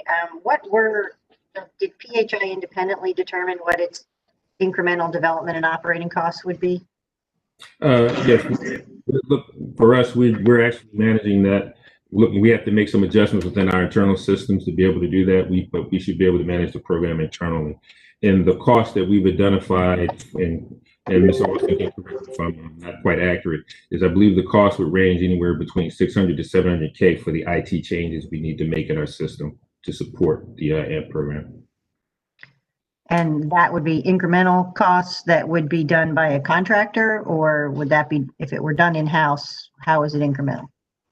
It's a portion of it would be incremental, given that we do use some contractors to do some of our IT work, but the actual labor internally that sits within within Pepco Maryland or Delmarva Maryland would not be part of that. That would be just part of them being their job. Exactly. So I'm trying to understand what the incremental cost would be. If you say 600, 700 to do the IT, is that all incremental IT costs, or is that partly? I'm not sure. I don't have that breakdown. I'd ask Mr. Austin if he has that breakdown. If not, we can actually get you that. Sure. That the cost that you quoted, Derek, is the incremental IT and development and design cost associated with standing the program up. And that's excluding our internal labor costs at this point in time. That's correct. Yeah. Okay, thank you. So my next question is, BGE said that they usually expect to recover about 75 cents on the dollar. Is that consistent for PHI and Delmarva? That is consistent from a write-off perspective. Obviously, we do reserve on some of our high risk arrears, but from a write-off perspective, it's pretty consistent. Okay, thanks. And I didn't ask BGE this question, but I'll ask you and see if you have a response. I believe that one of the commenting parties suggested that participants, if the commission were to approve it, would be required to participate in the Empower program. Do you have any thoughts on that? I would defer maybe Kevin McGowan, someone can answer that question. Sure. Good morning, Commissioner. Good morning, Commissioner Herman. We think that a requirement is probably a pretty strict standard. We don't want to use we don't want to force people into the Empower Maryland program. We certainly would encourage, and I think we can use the process of OHEB to encourage customers to look at the Empower Maryland programs and try to encourage them to take advantage of that. As we know, energy efficiency is a great way for low-income customers to reduce their overall bill. We certainly want to encourage it, but we don't think it should be mandatory. Thank you, Mr. McGowan. Mr. Dickens, you went through those slides really quickly. So BGE gave us about $10.3 million in arrearages. Can you give me the number comparable number for Pepco and Delmarva? For increased in arrearages? Well, I think low income. I think it was low income arrearages. The current level of low income arrearages. 10.1 million in totality. 5.4 million for Delmarva, Maryland. 4.7 million for Pepco, Maryland.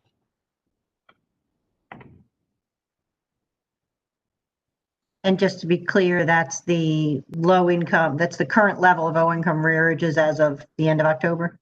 Yes, current low income arrearages as of the end of October. Okay. Thank you very much, Mr. Alston. You're welcome. Thank you, and Mr. Dickens. Thank you, and Mr. McGowan. Thank you all. That's all I had. Thank you.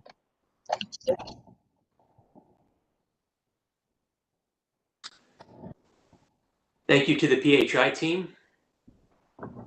At this point in the agenda, we will turn to the Director of the Department of Human Services Office of Home Energy Programs, Mr. Bill Freeman. Good afternoon, Mr. Freeman. Good afternoon. Are we there yet? Good afternoon, Chairman Stanek, members of the commission. If I could share my screen. Ms. Knoll, thank you. Let me pull up my presentation. Thank you very much for inviting me to be here today. I'm going to just talk through an update of where we are since the return to normal collections or semi-normal collections after the initial PC 53 hearings.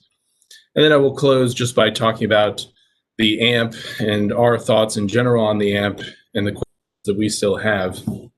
So to date, we've seen an increase in applications and certainly in inquiries. I would characterize it at this point as quite manageable. Termination notice lists started being delivered to us regularly on October 13th. We are getting those each and every day from the utilities. These are incredibly helpful to perform direct, focused outreach. So by my calculations, we've received notification of about 130,000 customers receiving initial notices. We've been able to reach out to about 70,000 of those so far. We're going to conduct another direct mailing of applications this week. Depending on the jurisdiction, we've been able to use those phone numbers, use the emails, and to really screen based on the criteria that are included in there. So we're prioritizing based on status of prior energy assistance applications, the amount they owe, if they're known to the system, and we're prioritizing outreach directly based on some of those characteristics. Most jurisdictions are easily handling cases. We continue to monitor closely on a daily basis Baltimore City, Montgomery County, and Prince George's County, which still do have some fairly high processing times, but they are working through much of the challenges that they faced early in the pandemic period, largely due to adjusting to remote work, the capacity to scan large numbers of applications to allow for remote work and other such challenges. But we feel they're mostly in a very good position to meet an incremental increase in demand that we may see over the next 2 months or so. I would note, and I think this relates to Commissioner Linton's questions there of Delmarva at the very end, we are screening these pretty closely, and so far there's a very limited number of concerning cases. And by concerning cases, I mean customers who've already received energy assistance this year, and they already received the arrearage benefits, and they still have a high amount owed. I've been keeping a log of those folks. We're meeting again this week with the assistant directors of the Departments of Social Services just to make additional referrals for these customers. I've tracked about 80 so far, which I think is in line with some of the numbers that were thrown out there today. But for the most part, as we screen, most customers on the list, we feel if they take action on their account or if they apply for assistance, they can significantly address what they face and stay on service. So it's a small handful of customers that we're concerned about, that even if they came to us or entered a payment plan, they would really face a steep climb to address their account meaningfully. Pardon me. So this is the week by week application intake. As you see, this time of year, we typically be around 3,000 a week. We were over 3,000 that first week in October, dipped under 3,000 the second week, then started to increase. That week of 10/24, I think we really started to see the increase due to some of our outreach efforts from those termination notice lists. It did dip down a bit again last week, perhaps in part because there was election day, which I think probably affected certainly office closures, but also some behaviors of potential applicants. So I expect this to be up over 4,000, if not approaching 5,000 this week. That remains a manageable number. You may remember this chart from the initial PC53 hearings. This is month by month take, including a number of years data sets. And so at that, 4 to 5,000, we would be in a reasonable position for where we would be in a typical November. In fact, we'd be just about where we were back in 2018 in terms of total intake. So that's still a manageable figure for us at this point in time. We'll see what the next few weeks portend. One of the hot topics of late has been the call center, the DHS call center, and I just want to provide an update on that. We've certainly seen in the last 2 weeks an uptick from 500 energy assistance related calls to over 750. Energy assistance calls continue to be a small percentage of the overall calls to that line. Obviously, it's a line that services all programs of the department. So you're getting calls for SNAP, TCA, TDAP, child support, all the various programs. We were thankfully able to use some CARES dollars to add 45 agents to this line through the end of December to increase the capacity. That paid dividends relatively quickly, so we saw wait times decrease from over an hour to under 14 minutes with those classes of agents coming on board. And we also continue, specifically related to energy assistance, to work with the call center on IVR related to energy assistance and messaging. So we continue on a daily and weekly basis to keep tabs on the volume there and to work with our partners internally and externally to ensure that folks can get through to somebody. We also issued a press release really encouraging customers to contact their local offices. There's been some messaging out there that offices are closed. Offices are not open typically to walk-in customers due to the pandemic, but they are fully operational. And we encourage customers to contact those local offices to work with them directly to ensure that the actions are taken that are going to protect those accounts as quickly as possible. So this is a busy chart, but I just wanted to give you a sense. Statewide, we're processing applications in about 22 days, or exactly 22 days. That's up from last year, and this is timed from the beginning of the program year, so from July 1st. We're at 22 days. That's up about 4 days on average, and it's driven largely by some earlier delays in July and August in some of the larger jurisdictions. But you see, Baltimore City's done a lot of work in bringing their staff back to capacity. They're now under 30 days and continue to decline. There are some concerns with regard to Montgomery and Prince George's County processing times of over 30 days, Howard County as well. But Howard County was tied to a number of technology issues. We've been under a lot of transition in terms of technology, and there's been some specific issues there, but we've addressed those. We continue to address the capacity issues in Prince George's and Montgomery County. And I think this will be a crucial month for them to see where they stand as the applications increase. But I've seen some positive movement there. Obviously, it's a day-to-day, week-to-week issue in terms of moving target in terms of volume and urgency. But we're mostly well positioned throughout the state to continue to process applications quickly.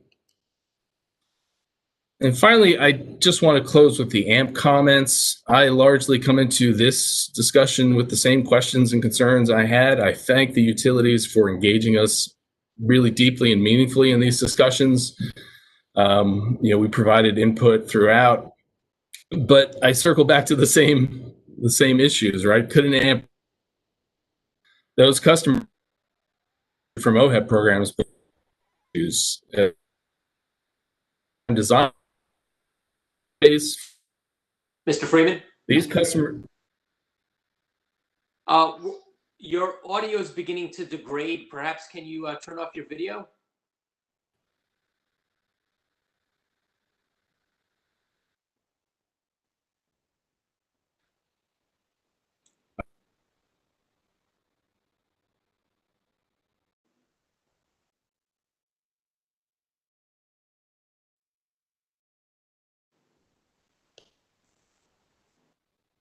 Thank you. And if you could start from the beginning when you turned up this slide, we lost a bit of what you were saying.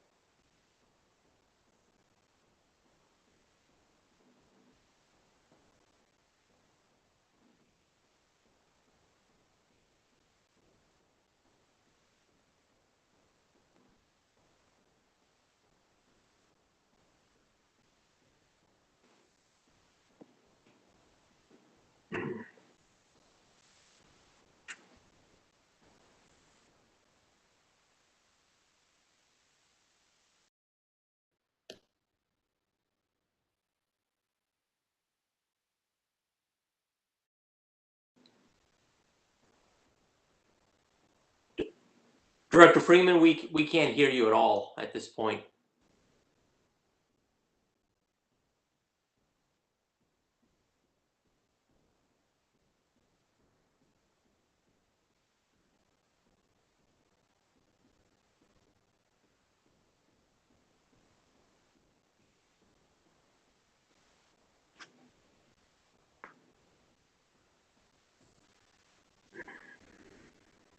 We'll go off the record for a moment, allowing the director to sign back on.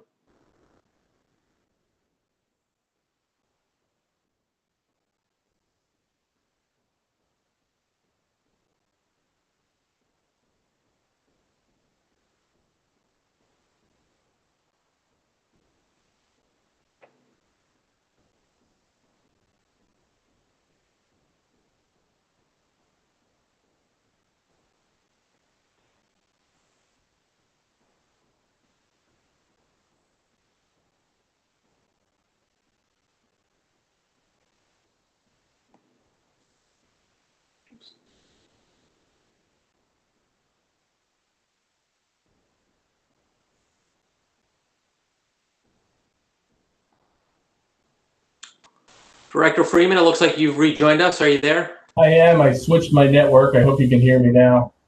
We can hear you very well now. I was stating that we missed most of what you were saying. I think you were on your last slide. If you wanted to just explain that to us without putting the slide back up. Certainly.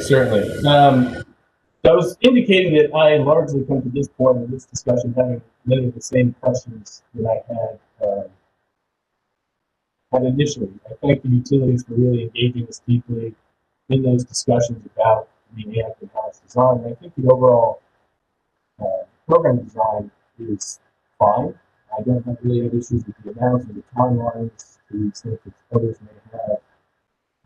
But I do have concerns that really we're focused on targeting those who've already benefited from our programs and benefits. And these are customers that are not likely to be successful in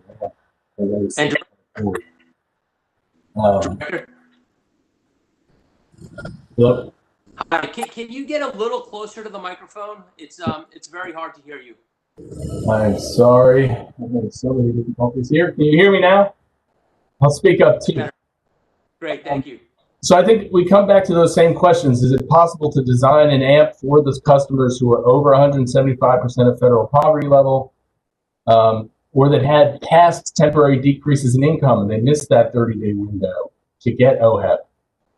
And I acknowledge from the beginning, a revenue neutral AMP is incredibly difficult to execute because eligibility work is very, very expensive. We see this day in and day out. It's what costs us money. And I do think that categorical eligibility or using other proxies could be helpful, but those individuals should ultimately be driven to energy assistance anyway, and it's not certain that it significantly expands the base of AMP eligibility. So, I come back to the same point, having the same questions I went into. This is a very difficult program to design on a short time frame and with the goal of revenue neutrality. I do think it's certainly worth exploring to the extent that we can to help those who have been negatively affected by the pandemic. But there are lingering issues and questions that I have.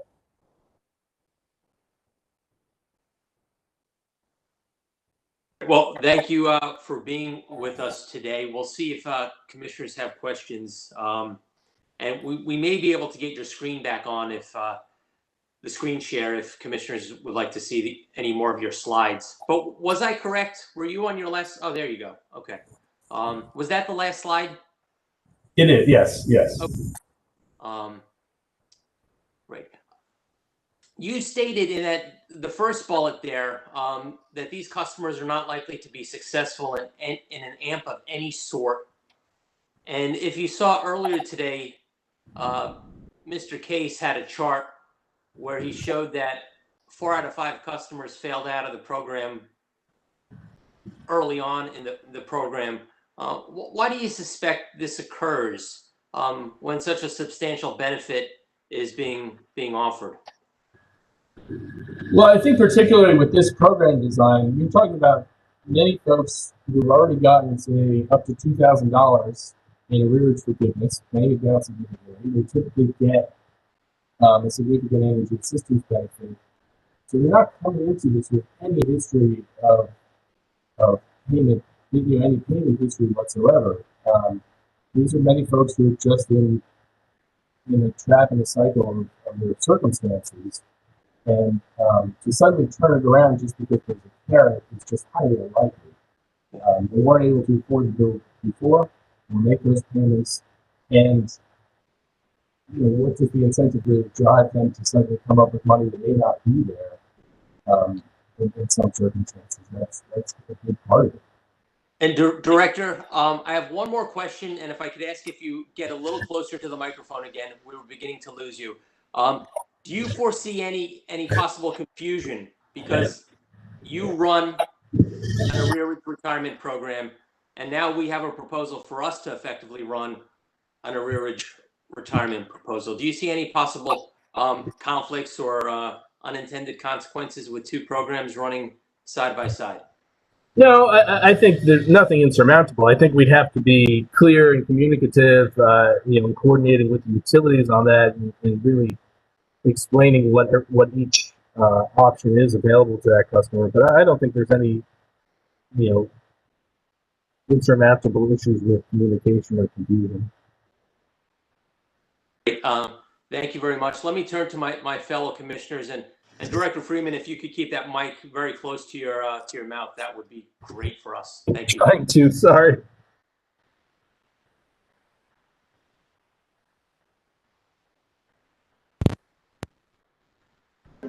Director, thank you for being here.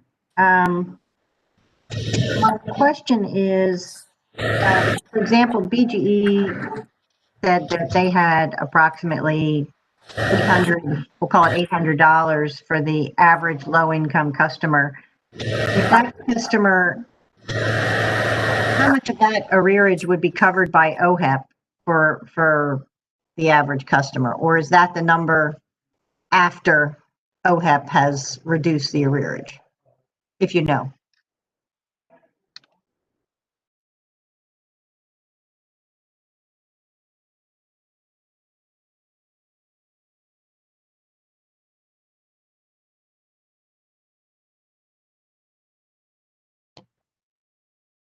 Commissioner Herman, this is David Kahn at BG. If Mr. Freeman's not able to answer, I could say something to that. Okay, well, you can go ahead and start while Mr. Freeman is David, up here he is. Okay, go ahead. I'm sorry, David. Yeah, I've been having, you can answer way in too, David. I apologize for all these issues. I think as we look through these lists, it's a significant mix of people that get you to that average. So some of them have already gotten the arrearage benefits in prior years. Some have gotten energy assistance this year that has helped pay that down a bit.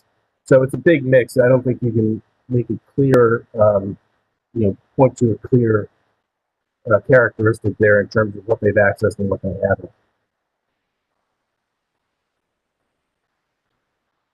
Yeah, and again, this is David Kahn at BG. All I would add, and Bill is exactly right. All I would add is that by definition for us, if a customer appears in a list of limited income customers, it means that they have received OHEP assistance within the last 12 months. And so these are customers who would have accrued additional arrears. Mr. Case pointed out earlier, it's possible that some of them received their assistance as many as 11 or 12 months earlier and maybe haven't gotten a new grant since then. So it is a mix, but for the most part, these are folks who would have received assistance within the last 12 months. Okay, thank you very much.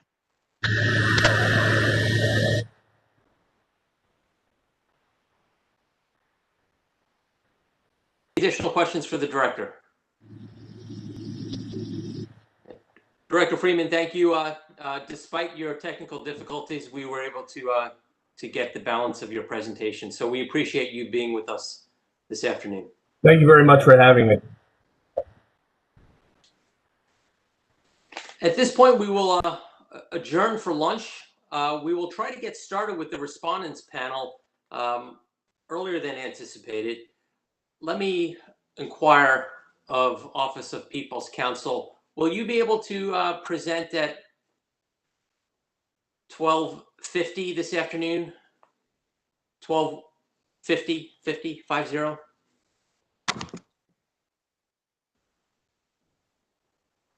Good afternoon, Mr. Chairman. Jacob Alson on behalf of the Office of People's Counsel. I think that OPC will be able to present at 12:50 if that is what the chairman would like to do.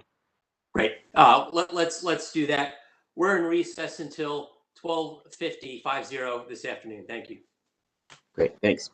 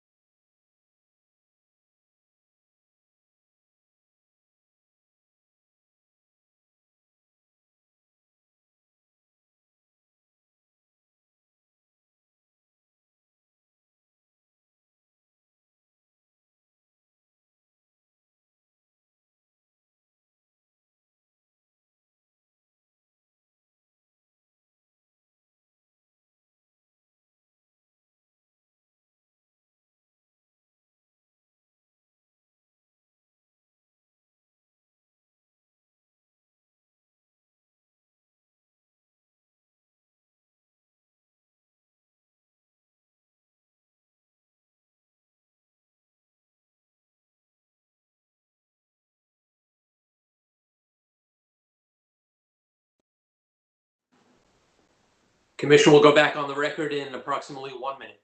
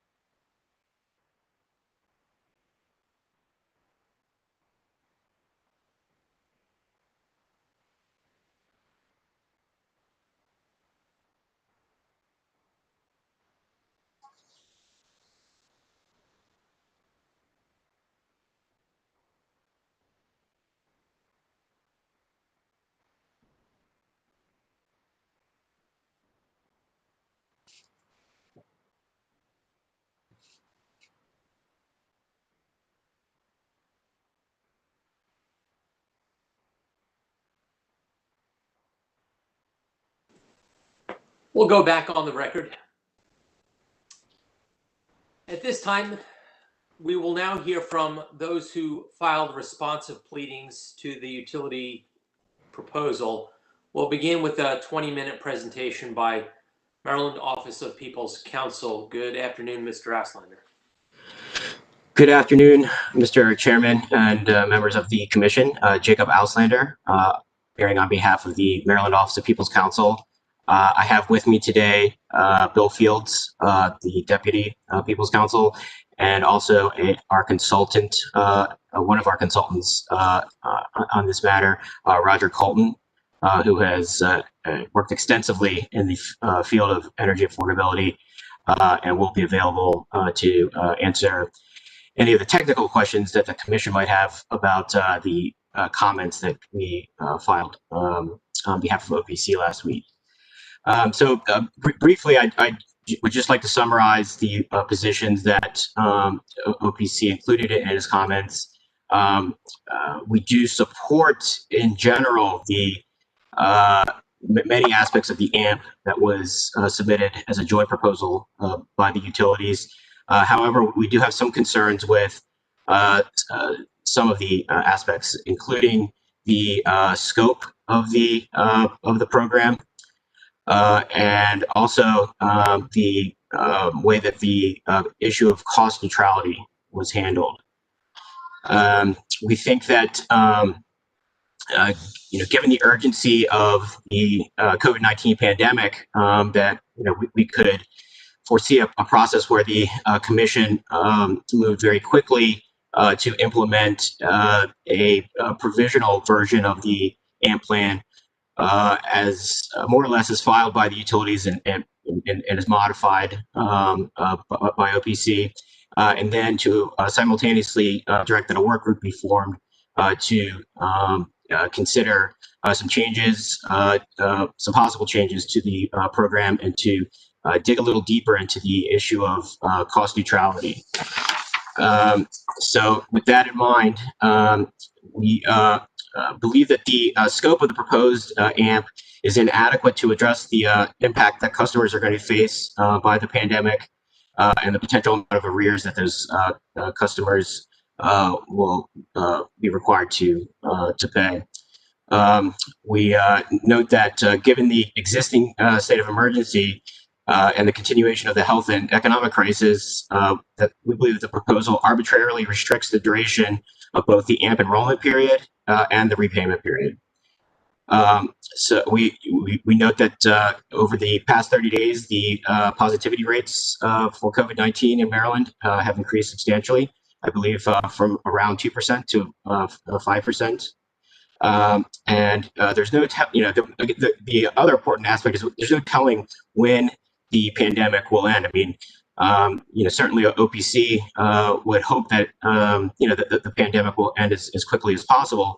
But at this point, the notion that, a 6-month period of enrollment will be sufficient, might be, too optimistic. And we would prefer that whatever type of AMP the commission might approve, that they would take into account that there's a lot of uncertainty regarding the pandemic. We'd also like to note that what we're concerned about here is not only the pandemic itself, but also the economic fallout connected with the pandemic, which could extend for a period of time longer than the pandemic itself. Assuming that a vaccine is available next year, it could be that many of these households are going to find themselves in dire economic circumstances even after vaccines have been distributed and the economy begins to improve. So with that in mind, we believe that the income eligibility categories should be expanded to include customers with incomes above 175% of the federal poverty level. We note that many customers affected by the pandemic are low-income wage earners, the working poor. And we, based on the conversations that we've had with our consultant, we feel that the working poor are more likely to have income slightly above the 175% of the federal poverty level. And these customers are also the very same type of customer that would be more likely to complete an AMP plan in the future as the economy improves, if they can avoid a service termination now. And we think that this is an important concern because for both AMPs and deferred payment arrangements, the important consideration should be the number of customers that succeed in a plan and that make the payments as required and receive the benefit. That should be the key concern. And with that in mind, we believe that there are substantial categories of customers that will not be permitted to participate in the program if the income eligibility threshold of 175% of the FPL is used. So for the purposes of discussion, we had recommended in our comments that the commission consider provisionally approving an eligibility limit as high as 250% of the FPL. And we also felt that because time is of the essence, we noted that the utilities predicted that it might take them as long as 120 days after the commission takes whatever action it decides to take to implement this plan. That the commission consider allowing customers to become eligible for the program, not just by being approved through OHAP, but also establishing participation in other means-tested programs. And we included a list of programs that have income levels around the 175% federal poverty levels, some below, some above.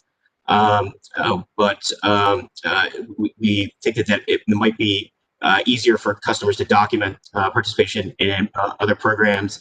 We also note that we have had reports that some customers in some parts of the state might have problems currently in contacting OHAP to apply for energy assistance.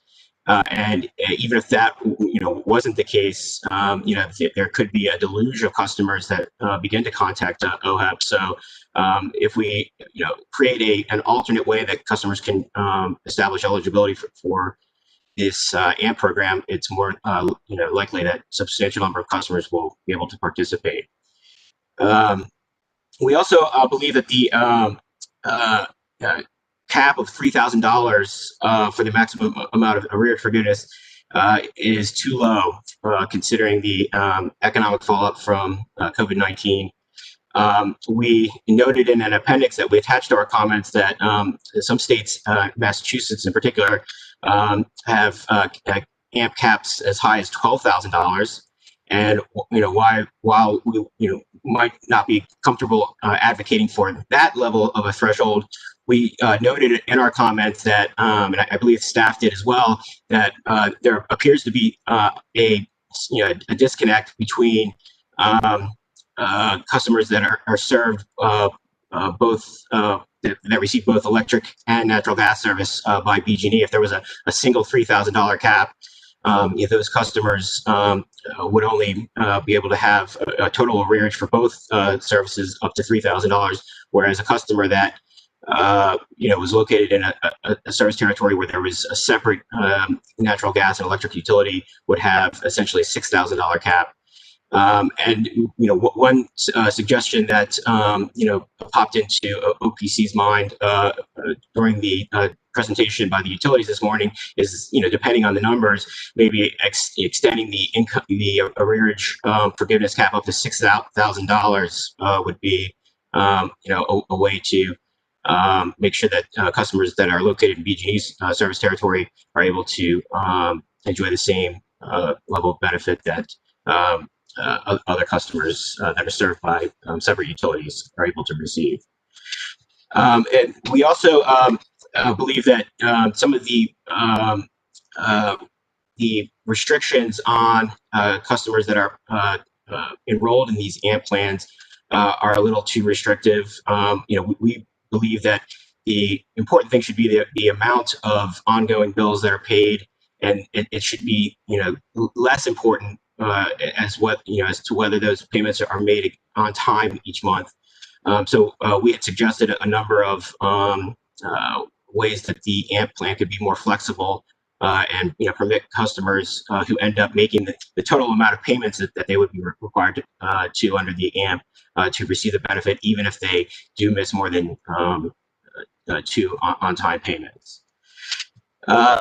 Another issue that we have raised in our comments is that we're not sure that that what the utilities have presented to the commission thus far on the issue of cost neutrality really truly meets the intent of the commission in its order. We believe that it could be that both the costs and the benefits have not been adequately tracked, and that could be why the cost-benefit ratios that were included in the joint utility proposal appear so low. We had raised concerns in our comments that there might be an issue with the way the costs of the program might have been overstated, but given some of the remarks this morning where BG&E said that they would have recovered 75 cents on every dollar anyway, I guess it's possible that at least BG&E took that into account. But the discussions that we had with our consultant suggested that there could be other things on the benefit side that weren't properly taken into account, including reductions in cash working capital and avoided collection costs that we estimate would be at a higher level than the utilities had estimated. We'd also like to point out that that other states do appear to have concluded that AMPs are in the public benefit, and that the benefits do justify the creation of AMPs. We had a quote from the NCLC manual on this topic. So we might not fully agree with the notion that that AMP plans just are not beneficial from a cost benefit perspective. But we do agree that there are a number of the benefits of these plans that might not be as easy to quantify, and but that doesn't mean that they shouldn't be taken into account. And I'm sure Mr. Colton could answer the commission's questions on that note. So as we stated in our comments, we believe that the commission should approve on a provisional basis an AMP as modified by OPC. And on page 18 of our comments, we had listed a number of suggestions of improvements to the plan. And if the commission was concerned about this, the possibility of expanding this beyond the 175% of the FPL, we believe that a decision on that could be made, if not immediately, within maybe a 4-week period, to ensure that that the AMP does get rolled out as quickly as possible. We also believe, though, that it would be beneficial for the commission to consider a work group process to consider the issue of cost neutrality, cost recovery under the program, and then and perhaps even whether or not there are lessons to be learned from this experience about a permanent AMP that could be considered in the future. So we are available to answer any questions that you might have, but that is the end of our presentation. Great. Thank you, Mr. Auslander. What we'll do this afternoon is we'll hear the opening statements of staff and the public interest groups, and then we'll take questions all together. And I will have a number of questions for you. At this point, we'll turn to representatives for the Maryland public interest groups.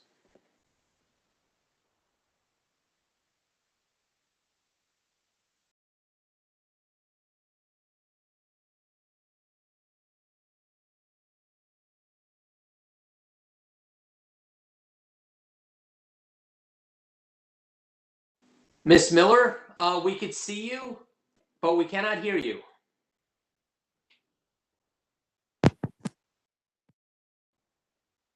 Can you hear? Now we could hear you, yes. Okay, I'll just leave it to the side. Also participating today on behalf of the advocates are Mr. DeJuan Robinson, Northeast Mid-Atlantic Director of Energy Affordability at the Natural Resources Defense Council, and Mr. Jim Gravatt, Managing Consultant for Energy Futures Group. The Office of People's Counsel did an excellent job in both their written comments and in their discussing the flaws in the joint utility proposal and the concerns raised by that proposal. So we would just like to highlight a few issues. First, under the joint proposal, a sign up for the AMP would only occur for 6 months. Assuming the AMP is amended such that it is a viable program, ending the program so quickly after it begins fails to recognize the health crisis we are in and also represents a lost opportunity. The COVID-19 crisis is not over nationally and is not over in Maryland. Sadly, since the last PC 53 hearing, Maryland, like a majority of the country, has been trending in the wrong direction with regard to COVID. As we mentioned in our comments, Dorchester County has returned to all virtual learning, and my understanding is now that Anne Arundel County has also returned to all virtual learning. An end date should not be established for a program when it is possible to know when that program is no longer necessary. Moreover, ending the program represents a lost opportunity. Customer arrearages existed before the pandemic and will undoubtedly remain a concern after the pandemic. Rather than set an end date, the Commission should direct the utilities to collect extensive data on any adopted program. After a year of the program, this data can be examined to determine whether the AMP was successful in general, and if successful, what, if any, adjustments may be needed going forward. This is a great opportunity to get data on an AMP in Maryland, and it should not be dismissed so casually by the utilities. Another concern raised by the joint proposal is the fact that the program will not start for 4 months. November 15th is fast approaching, and the utilities thus far have not demonstrated any hesitancy in issuing disconnection notices and in completing that process. How many low-income customers will have already lost utility service before the AMP even starts? The utility proposal really offers no solution for this aspect of the program implementation. A third concern is the proposal's reliance on OHEP to determine who may participate. The day after comments were due on the joint proposal, the Baltimore Sun reported on the severe difficulties associated with navigating OHEP's phone system. Thus, if you tell people they cannot do the AMP until they get OHEP or until they at least have a pending application, and if they can't even get through in their telephone tree, you've essentially ended the possibility of a number of people, particularly in the Baltimore area, even being able to participate in the AMP.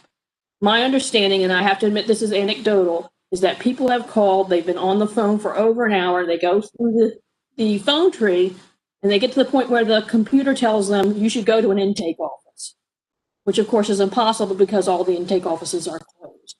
So that is a dilemma that needs to be resolved if we're only going to allow people who have pending OHEP applications to participate in the program. We also agree with OPC with regard to the $3,000 limit. Even based on the conversation with Mr. Case today, that seems a wholly arbitrary choice on the part of the utilities. maybe not wholly arbitrary, but at least arbitrary. And it's important that we include as many people as we can, because this is designed to help them pay their bills. And so if we're excluding people simply because they've been fired, they've lost their jobs since March, weren't able to get enough unemployment insurance, have been trying to pay their rent and their utility bills, and live in a home that's not very energy efficient, to tell those people, well, you owe too much in utility bills, seems like an unfair cutoff. And the final concern I wanted to raise is a concern with the issue of public education.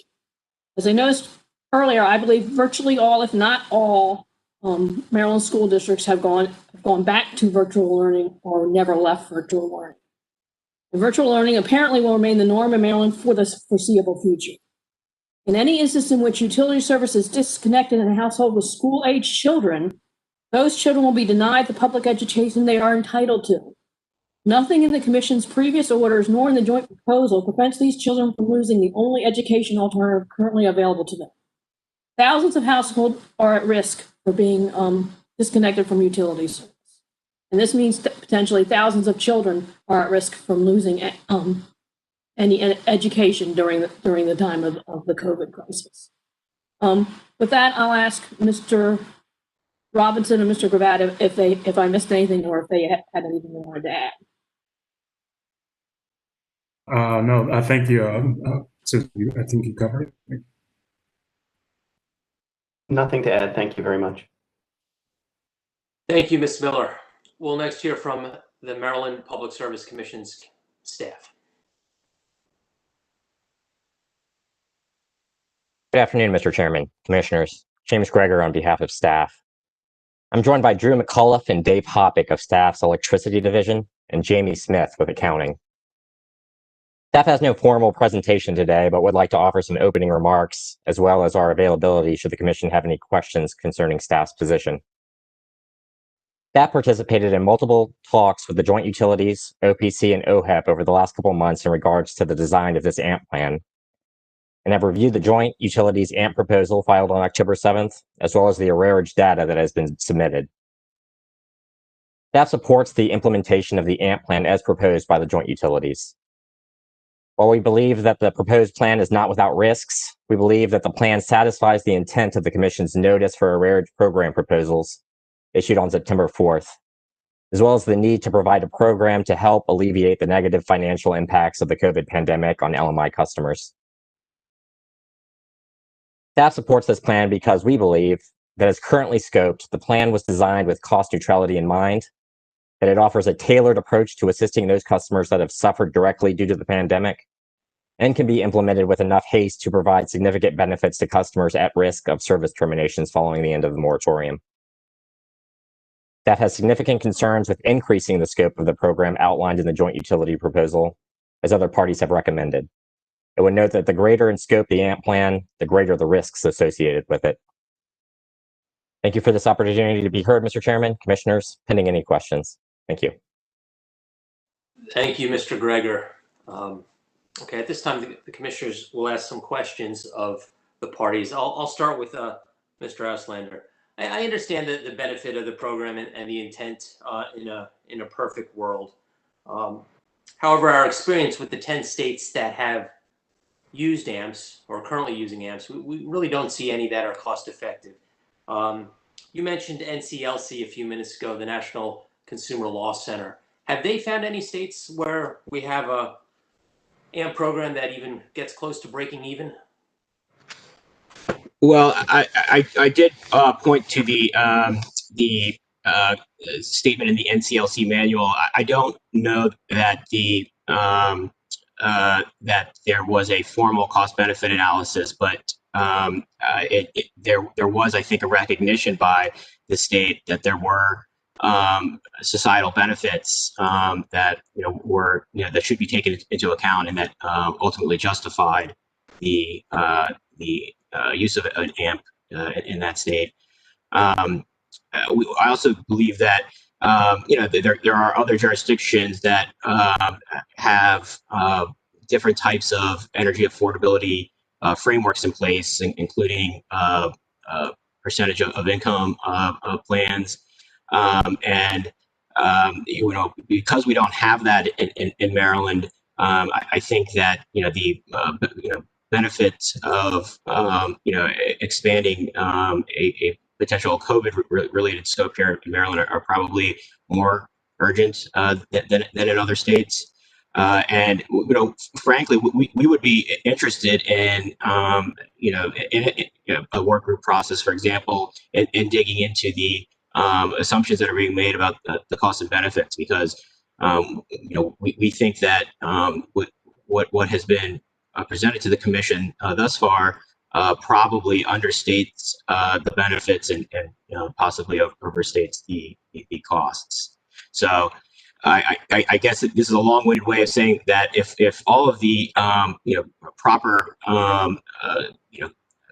costs and benefits were taken into consideration and layered with the other harder to quantify benefits that are achieved by customers avoiding a service termination, we believe that AMPs can be justified from a cost benefit perspective.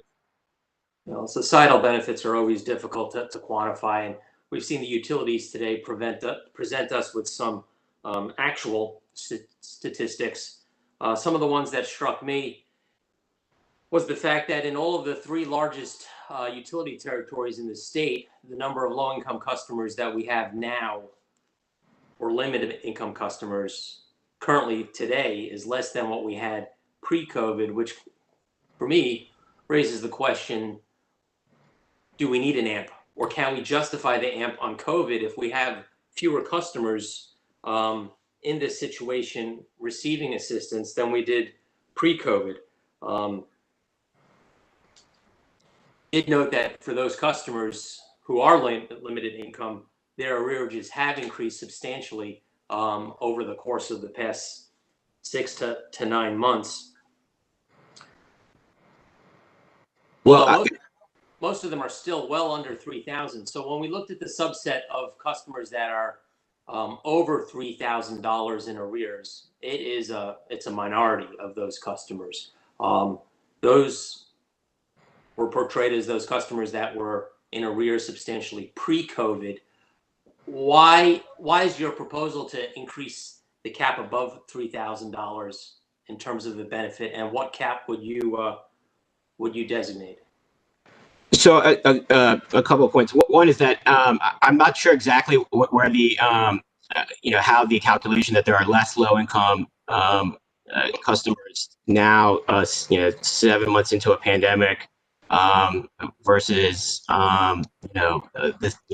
what the number was back in March. So I think that OPC would actually be interested in exploring the way those low income numbers are calculated before we were comfortable basing the commission's having the commission base their decision on those numbers.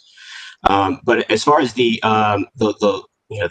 level of arrearages, I think I have a couple of points. One is that I guess we know what the arrearage levels are at the moment, but there's a question about how long a rollout of this program will take. I think that the utilities had suggested that it could take as long as 4 months to implement. So I guess we would want to consider what the levels of arrearages might be with an additional 4 months of pandemic-related economic effects. And then as I suggested, the increase that we would be comfortable suggesting to the commission would be up to $6,000, and that's in light of the fact that that's essentially what's being proposed for certain types of customers in the state. If you have a situation where you're receiving electricity from Pepco and you're paying gas bills to WGL, you'll have $6,000 of potential arrearage. Let me stop you there. So you would say raise everybody to 6,000, but for BG customers it would be 12,000? So what we had included in our comments was that at the very least that the customers in BG's service territory should be able to enjoy a total of $6,000. So that's what we include in our comments. But depending on what what the numbers look like, it could be that there are going to be customers that are just in between that $3,000 to $6,000 level. So that could certainly be something that that a work group format would permit the parties to dig into and to determine whether it makes sense to expand the threshold for eligibility for the AMP. Okay, you may have answered my question at the very end. Let's put aside the combo situation involving BGE. You're saying $3,000 is not enough of a benefit for the general utility. And my question to you is, what number would you pick? And I assume that you would double that number for BGE customers. Yes, that's right. And that's what we included in our comments. But the only reason that I'm maybe being a little wishy-washy on this is that, I think that, the issue of the income caps really should be considered in light of an analysis of the different categories of customers that might be able to participate and what those arrearages are likely to be when the customers are enrolling in the program. And as we noted in the appendix that we attached, there are jurisdictions where AMPs with much larger caps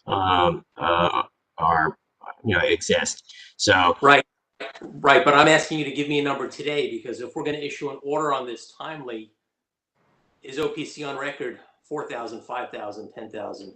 I see what Massachusetts has been doing, and we may not have time to establish a work group if parties want to move quickly. And I just heard Ms. Miller saying that 120 days is too long to stand up the program.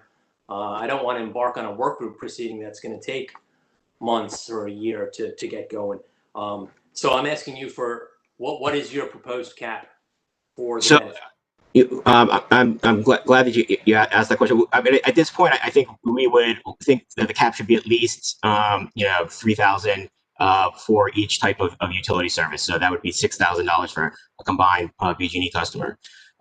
We do think, though, that to the extent that the commission wanted to move, forward quickly, while still potentially considering some of the changes that OPC is recommending regarding the income eligibility limits and the cap limits, that those sorts of discussions, I think, could take place on an expedited timeline, like over the next 30 days, and be based on a closer look at the numbers that the utilities are reporting.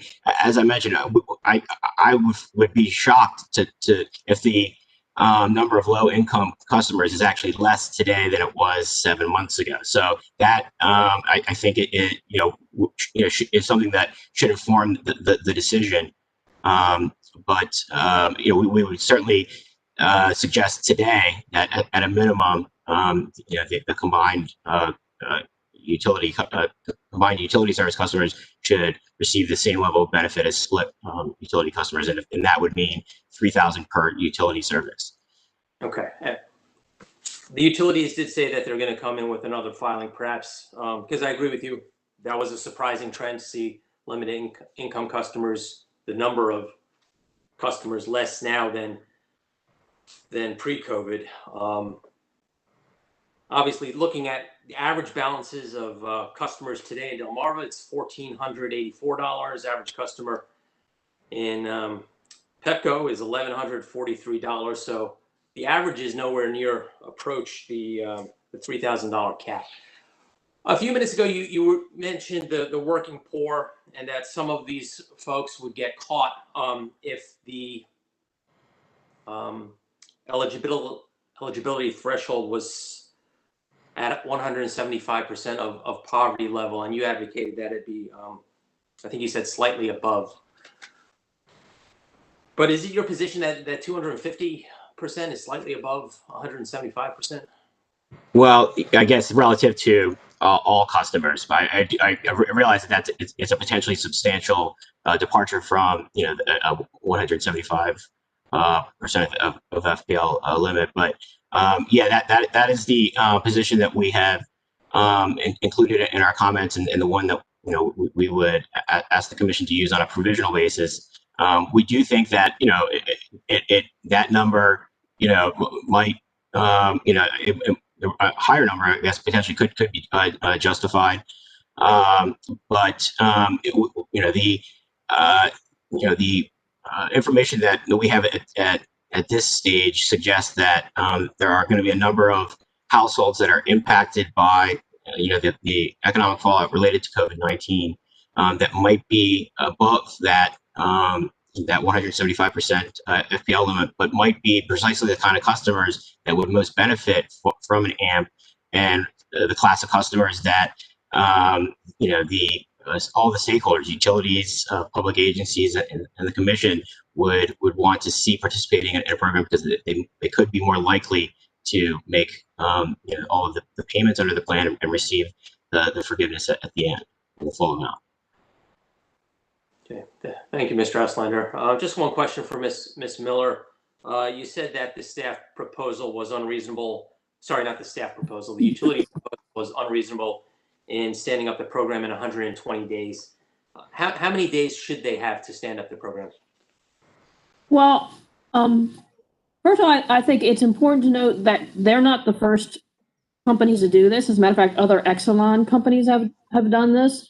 So it seems to me there could be some borrowing or sharing of technology that would make it faster. But my main concern is, obviously, I'm not an IT person. I can't ultimately make a judgment of how long it would take, but that something should be done in that interim while we're waiting for the AMP to get started, rather than just leave people waiting and hoping that they are able to stay on service until such time as this proposal is available. That was the main concern I was trying to raise. Would that something be outreach, contact with customers in this affected class? I think what we may need to determine, particularly if you're going to use standards like OHEP and things like that, is that if these people are going to qualify for the AMP, to not disconnect those people who are obviously qualified for the AMP while they're waiting for the AMP to start.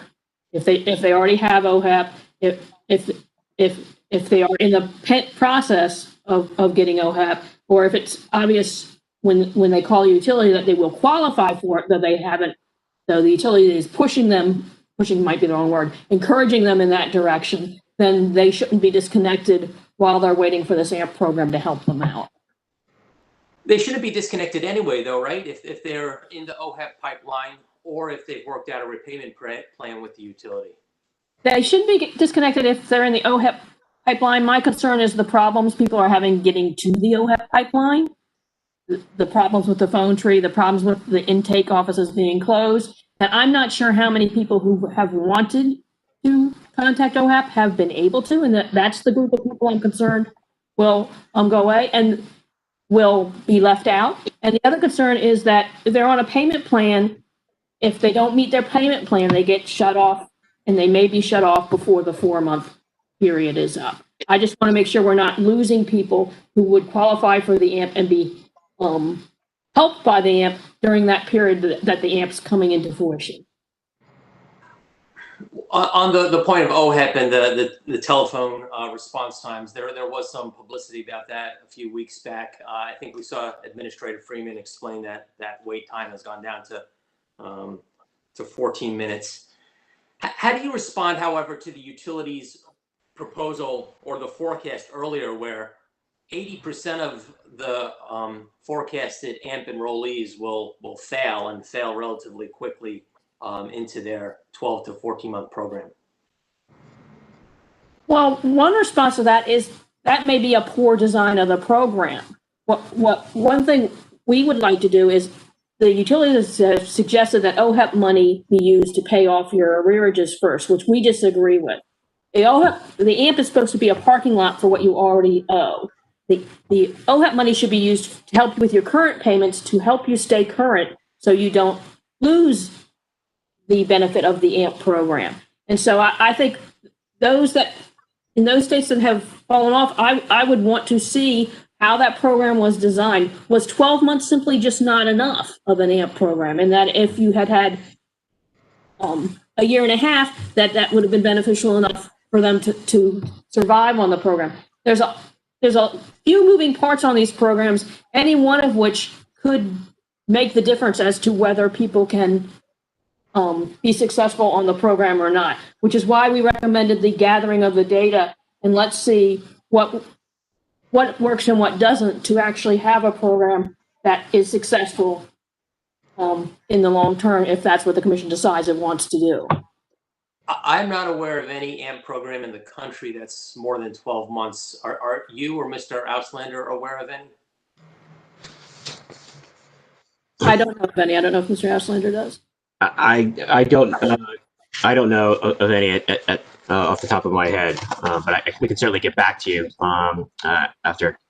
We are also working with NCLC on this matter, so we can certainly get back to the commission to tell you whether or not that other states have programs that last longer than a year. And I know NCLC has extolled the virtues of AMPs, but at the same time, they've also recognized the cost of them. This would be a 12 to 14 month program, obviously, with an opportunity to effectively miss 2 payments. But if you find that information, Mr. Auslander, if you could include it in the record, I'd appreciate that. Sure. At this point, I've asked enough questions. Let me turn to my colleagues.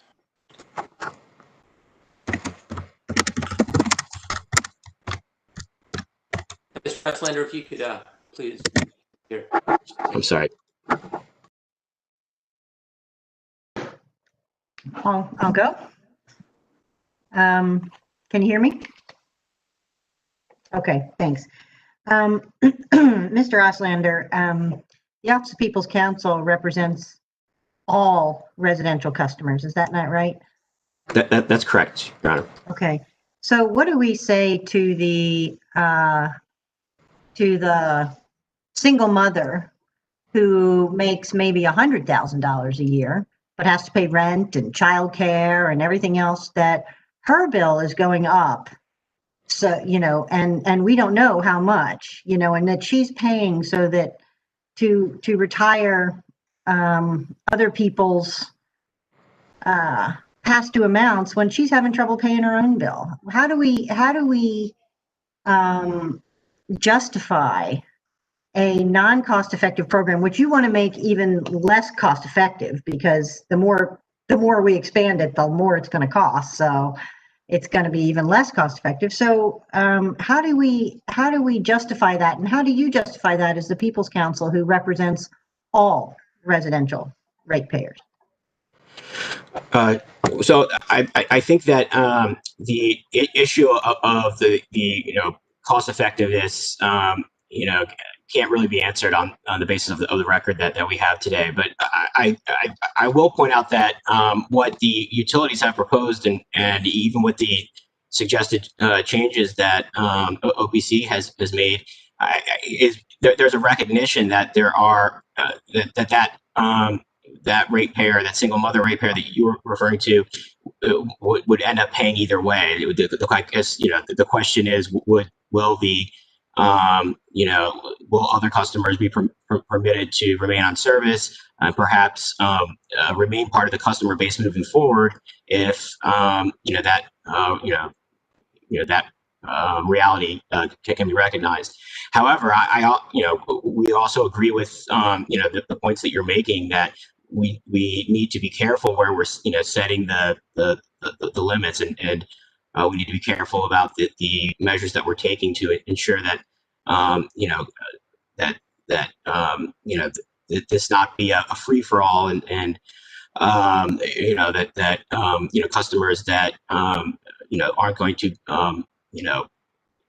be the types of customers that would end up just having the arrearage paid as an uncollectible balance in a future case, are ascertained appropriately. And that's why we think that what the utilities have proposed certainly recognizes that there are a class of customers that under the current circumstances, are unlikely to be able to repay their arrearages.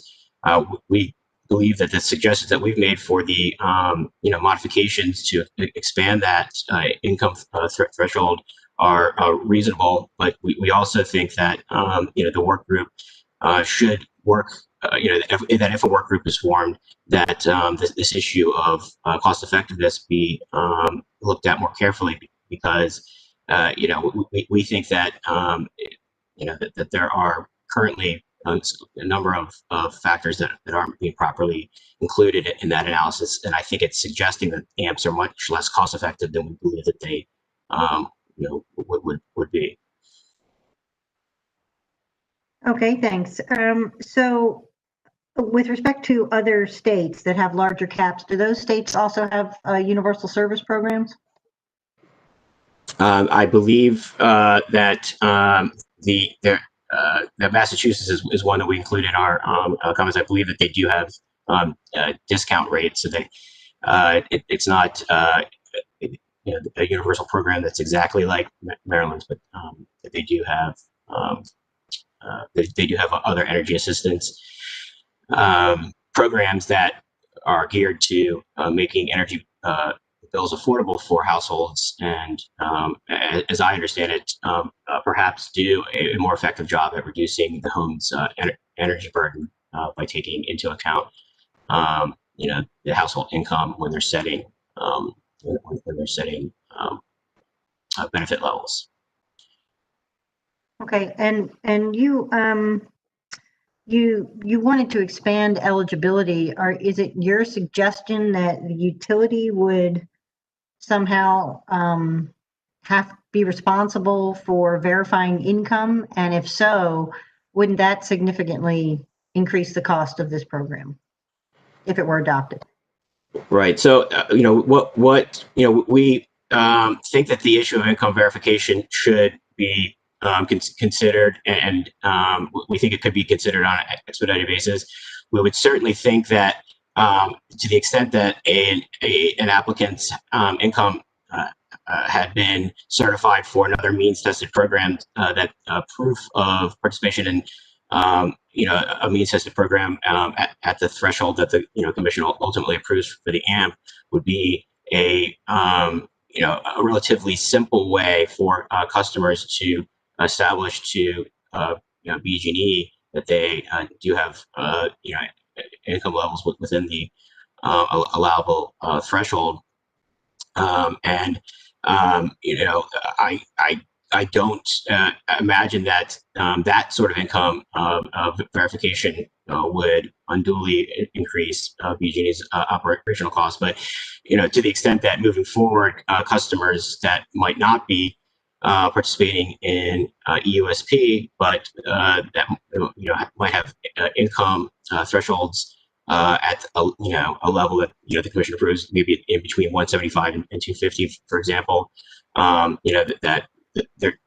This issue of income verification and who would perform it should be considered. I know that during the community solar rulemaking discussions that we've had in the net metering work group, we faced a similar issue about verification for the LMI component of that program that has an income threshold above the 175% of FPL.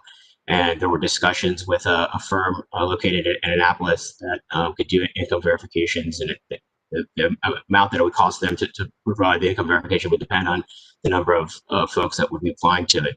But we think that is something that could be considered on an expedited basis by a work group, and with a report back to the commission as to what the rules would be moving forward. Sure, but again, that costs money. And when we're looking at numbers, the BGE numbers at $10.3 million, and looking at only potentially $2 million to develop and operate it, and that doesn't even include the cost of actually retiring the arrearage. So we're just looking at really high costs, and the commission as well as People's Council, has to look at, all of the costs on everybody, not just the, lofty goal of trying to help low-income customers, but we have to also consider the costs associated with doing that. So it's a tough balance. So I have a question for staff. I'm not sure, disappeared off my screen. So can you tell me, I didn't really get the impression from your comments that you necessarily supported. Did I hear you say that you support the adoption of this kind of program? Yes, Commissioner. Staff does not oppose the joint utility proposal to implement the AMP plan as it is outlined in their comments. So you don't oppose it? We don't oppose. We support the program. Your Okay. Honor. Sorry. There is a distinction there. I've made it a number of times myself. Okay, thank you. That's all I have for now, Mr. Chairman. Thank you. Mr. Chairman, can I follow up on that line of questioning? Yeah, Commissioner O'Donnell. So, Mr. Auslander, you seem to be advocating, you are advocating for expanding this program, a higher cap, a bigger population of eligibility, et cetera, and as Commissioner Herman said, that all tends towards a more expensive program. But did you consider how things may change in the near future on other things to also drive costs? For instance, energy costs have the real potential to be going up real soon, real quick, and real high. If the Tax Cut and Jobs Act, which provided great benefit to ratepayers, are to be reversed, you get a double whammy because people's personal taxes go up, but the corporate taxes have the potential to go back to where they were, close to where they were, which puts a great burden on the ratepayers, residential ratepayers. If the economy shuts down again, which some people have advocated for in the near future, might that also be a driver? And could an AMPS and energy costs and TCJA reversal and shutting down the economy all really hammer the residential ratepayer? Have you considered all of that? Because that's a real possibility.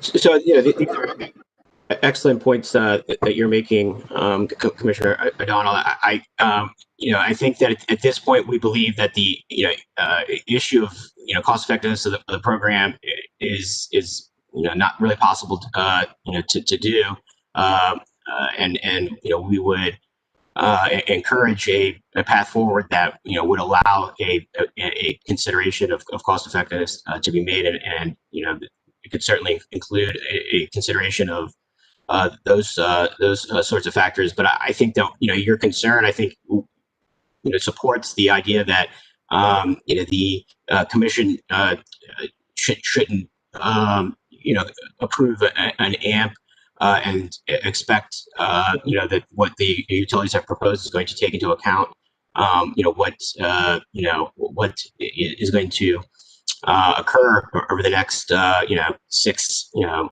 9 months.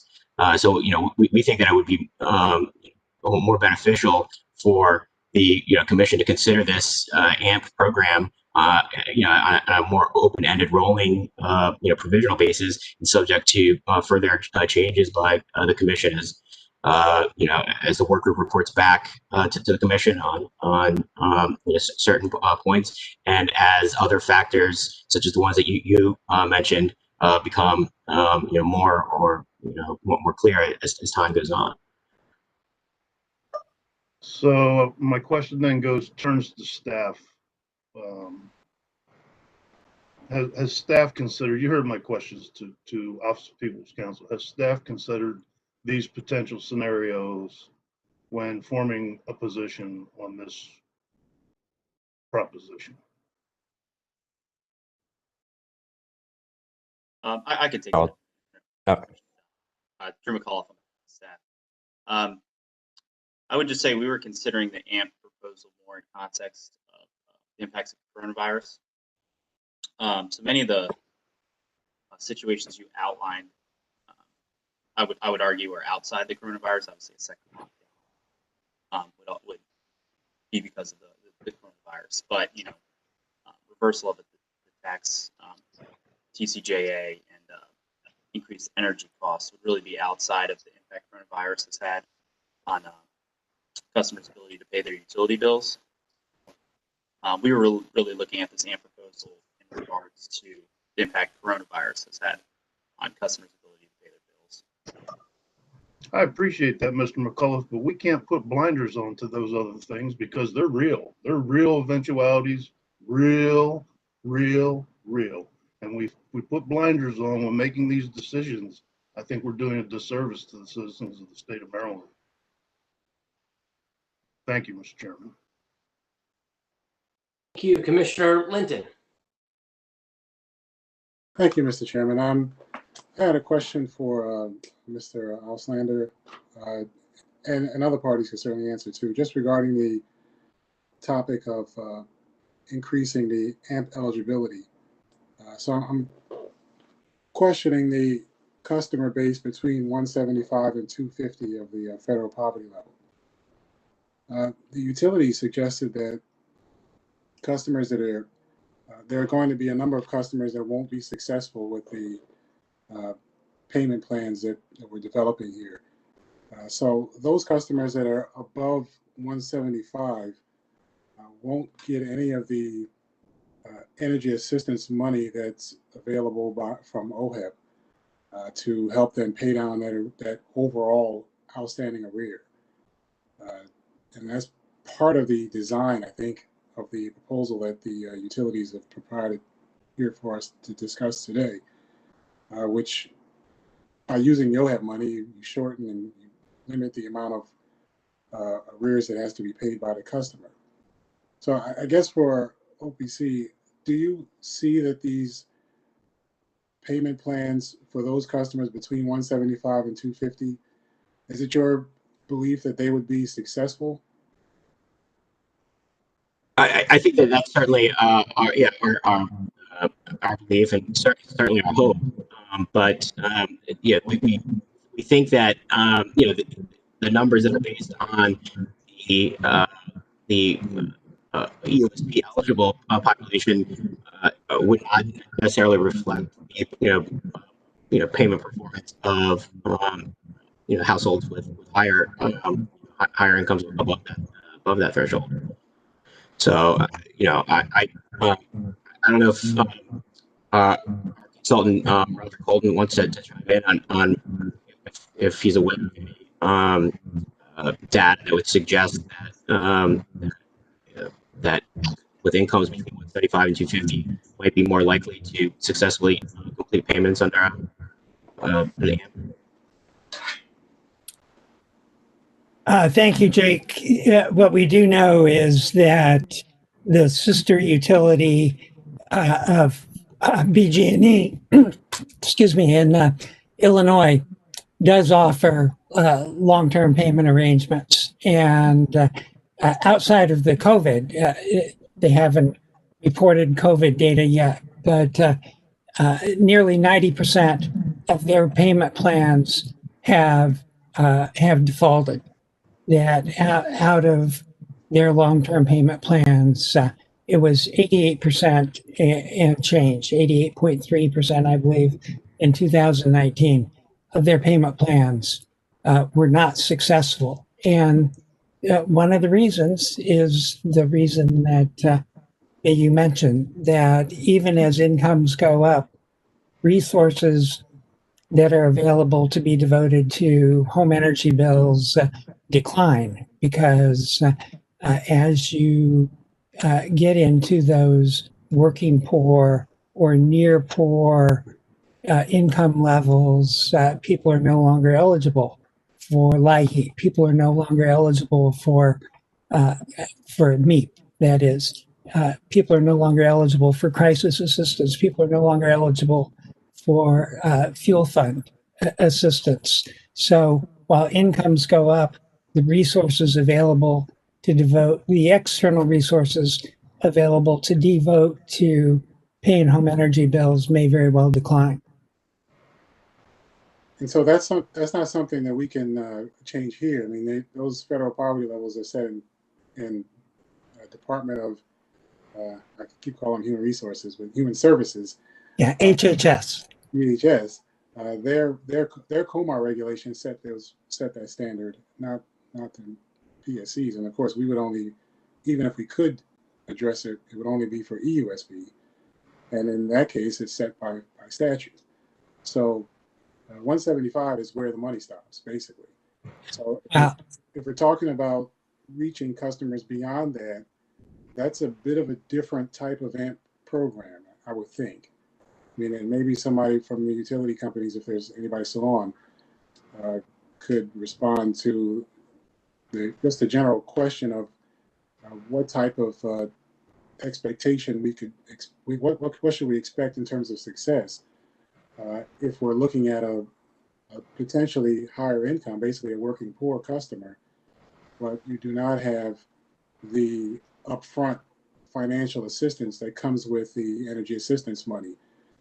And that would be true even if that customer is receiving SNAP benefits or gets low income, they're receiving state benefits from some other program that's not energy related, because it still comes back to the question of whether or not they're at the 175 poverty level to get the grant money that OHEP offers. So I'm just trying to understand. I don't know if there's anybody from BGE still on. I know they've already talked, or joint utilities, but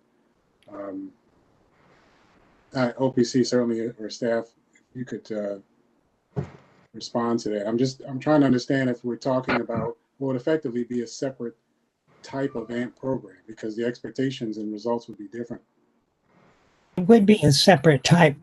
One thing I think that you hit upon is that whether or not a participation rate in MEEP or an OHEP program increased because of an increase in income eligibility or simply because more people are participating, the level of benefits per participant will go down because the amount of MEEP assistance, the amount of LIHEAP that is available to Maryland is established by federal law. And if you have, just to make up a number, if you have 150,000 people participating rather than 100,000 people participating, doesn't mean that Maryland gets more MEEP. It simply means that the fixed MEEP dollars available are spread over more people. So this is David Kahn at PG. I'd be happy to address this, Commissioner Linton. Fortunately or unfortunately, we're at a point in the program year, and Bill Freeman could speak to this as well, I'm sure, where there's a lot of OHEP money available. I think we've all seen that during the moratorium period, far fewer customers applied than normally do in recent years. We're starting to see those numbers pick up, but as a result of the relative lack of applications so far this year, there is a lot of money available. And OHEP has been able to retain the money that was awarded to Maryland under the CARES Act, one of the first COVID relief acts. I think one thing to keep in mind is that a customer who enrolls in an AMP program, as we've described it, who then subsequently gets an OHEP grant, because the arrears that existed at the time the customer applied in AMP would be sort of cordoned off into their AMP plan, that implies that the money they receive from OHEP, all of it would go toward making their next 12 bills more affordable. Now, that's not always the case today, as we know, but it would be for those customers in an AMP plan because they would not have to pay any part of the arrears that existed at the time they enrolled in AMP. To your points, those customers who are above OHEP eligibility, yes, on the one hand, they've got higher income, but it's certainly true that they wouldn't have the benefit of that OHEP assistance to make their next 12 bills more affordable. And so I think it's logical to assume that some number of them would have a tougher time staying current in the AMP program, if that helps. It does, thank you. And I don't want to go much further in the weeds on this, so I'll I'll stop there and ask a different question. And this might go to Councilor Miller regarding the proposal to extend the end date for the AMP program beyond the 6 months that's been proposed currently. What would you see as a potential end date to be? How far out would you think it should go? Well, I think in part that depends on whether the commission is interested in gathering data and learning about AMPs and how they can be approved. I think you need a program for at least a year if you're going to get enough data to do that.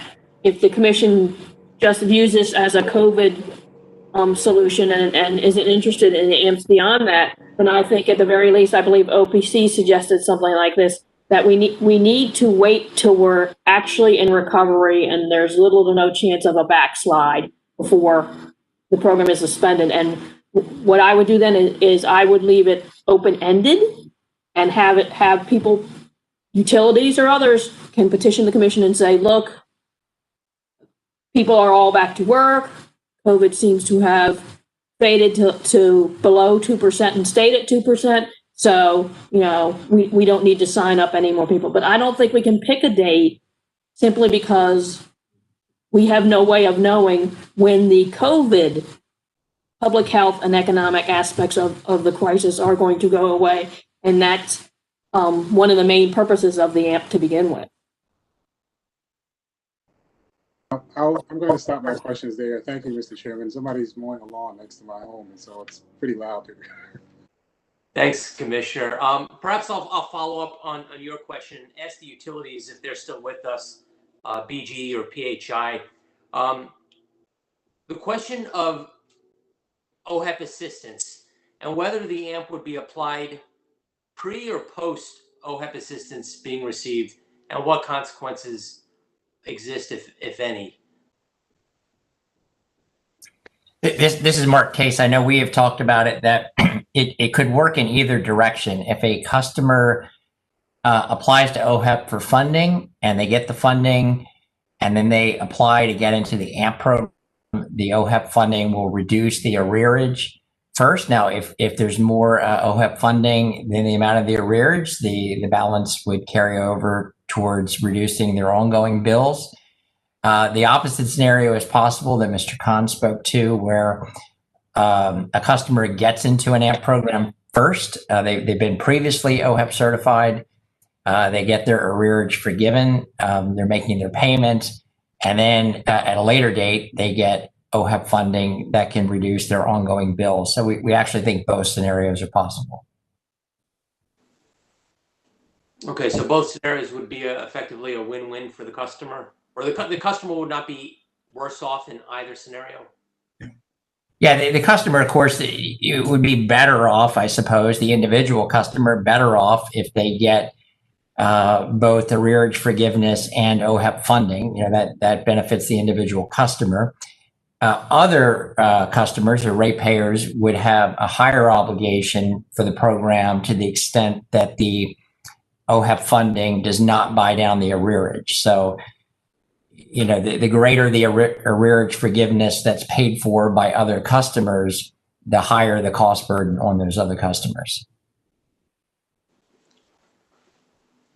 Thank you. Mr. Auslander, one more question that I forgot to ask you earlier. Office of People's Counsel presented an example of a customer who was making somewhat erratic payments over the course of their AMP. I believe it was the first month they paid nothing, and the second month they paid 100, and the third month they paid 30. Your office's position is that could possibly be overly punitive, but the utilities presented a relatively simple proposal that says, if you want the arrearage forgiveness every month, you pay your bill. What's your counter argument to that? It seems easy for people to know, to discipline themselves, pay the bill, and I get a 12-month or 1/12 of the arrearage credit every month. Well, what do you envision? So I think that the thrust of the argument that we were trying to make there is that the less income a household has, the more frequent they're going to, face, challenges paying bills on time. And the reality is that the benefits of the AMP for residential ratepayers as a whole, of the public benefit is really tied to the additional payments that would not have been made, but for the existence of the AMP and the ability of a customer to avoid a service termination.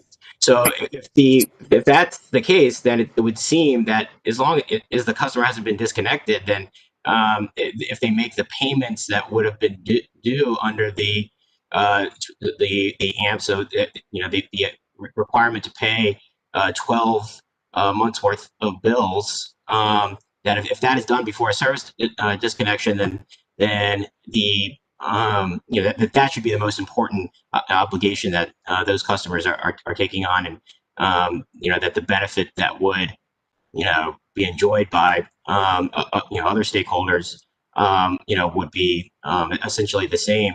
I think this is actually sort of connected to the question that you asked me to get back to you on. We apparently there's at least one example of another state that had a longer repayment period. I guess in Pennsylvania and the service territory of PPL Electric, they actually have AMPs of 12 months in length, 18 months, and 36 months. Now, what I think is important to keep in mind is that in some ways, an 18-month or a 36-month AMP is not as beneficial to customers because that requires 18 on-time payments or 36 on-time payments. So I think the significance that we support the idea that the customer is going to be paying 12 months worth of bills in order to get the full benefit. I think the question is, what do you do when a customer makes those 12 payments, but might not make them on time every month? But but before they're disconnected, they do make all of the payments. And we believe that the public interest is better served by permitting the customer to receive the benefit of an AMP under those circumstances, and that's consistent with the goal that's justifying the implementation of the AMP in the first place. I think you're on mute, Mr. Chairman. Lander, I'm not sure if I actually agree with you on that point, that that's the goal. My fear is that if we allow the flexibility, if we allow them to come up to the brink of termination again as the threat, as the club for them to pay their bills, we're in a bad of a position as we are now. And if we're to show additional flexibility to allow the customer not to pay their bill in full every month, part of the benefit for the bargain, then we're allowing the customer in an arrearage management program to actually increase their arrears every month. So they're in an AMP, they're not paying the full balance every month. So their arrears, pre-existing arrears, are increasing. They're accruing new arrears, and they're going to wait for a termination notice to clear things up. And I just don't think that's the way a program should be designed. So I don't need to wait to deliberate with my colleagues to share that position. Other questions from commissioners? Well, I want to thank all these parties. Is Prince George's County with us today? I neglected to recognize them. No. Well, thank you to the Office of People's Counsel, Commission staff, and the Maryland Public Interest Groups for submitting those written comments. Your Honor, this is James McGee. Prince George's County here is on call. We do not have any comments to add other than what we filed, but I can't answer any questions if you do have any. Thank you. Okay, thank you, Mr. McGee.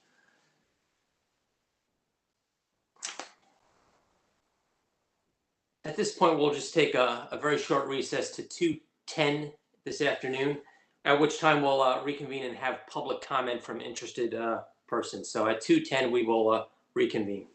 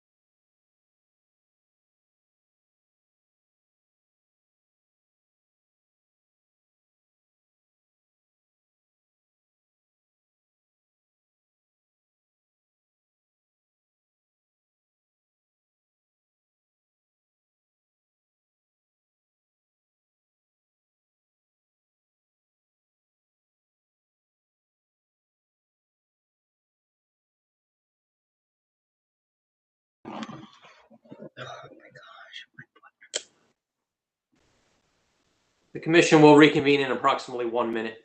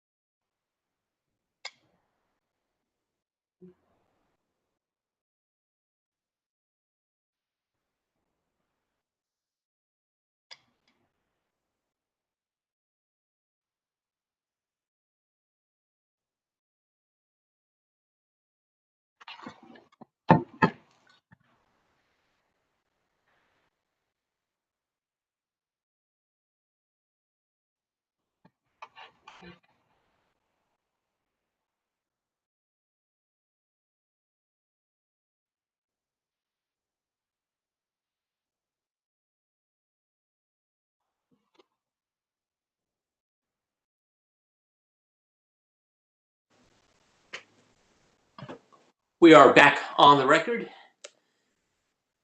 At this point in today's proceeding, we will hear from interested members of the public regarding the utility proposals and other thoughts. I would ask that each commenter speak for no more than approximately 5 minutes. If your comments go beyond 5 minutes, you'll have an opportunity to file comments.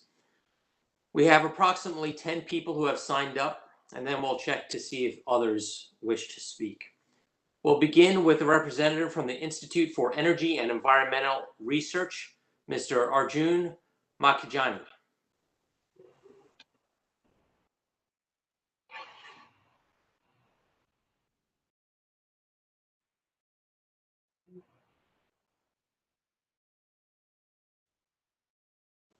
Appears that he is not with us.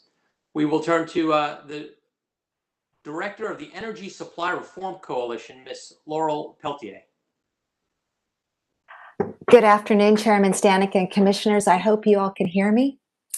I'm Laurel Peltier. I'm the Director of the Energy Supply Reform Coalition, and our mission is to advocate for and reform residential deregulated markets.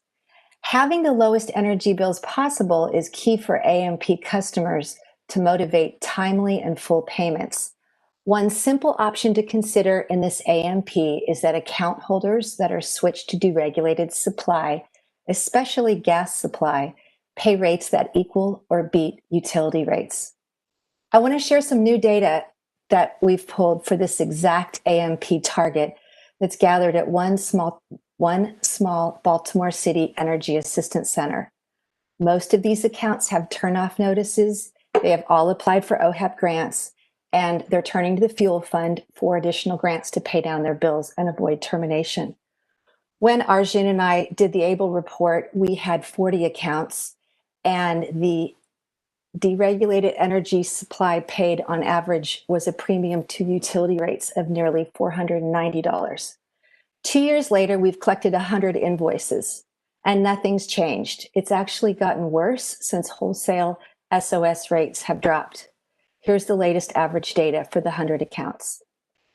Each account paid 59% more for electricity, and these accounts use about 7,000 kilowatt hours a year. Each account paid 90% more for gas, and 80% of these accounts are a combo electricity and gas account. That's because they're in Baltimore City, and as you know, natural gas is so prevalent in Baltimore City. The average account used 800 therms of gas. The median age of these 100 accounts is 65, and the average premium to utility rates is $600 per year. I think COVID-19 and this AMP exploration highlight the opportunity for our state's stakeholders, including legislators, to protect these low-income accounts so that they're set up for financial success to pay down those bills timely, in full, and keep their power on. Thank you very much. Thank you, Ms. Peltier. We'll next turn to Ms. Rachel Neal with the Govans Economical Development Corporation.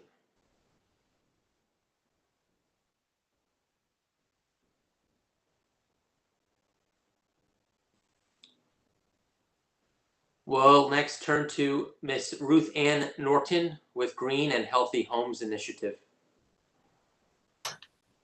Hi, thank you, Commissioner. Can you hear me and see me okay? Very good. Yes, you can.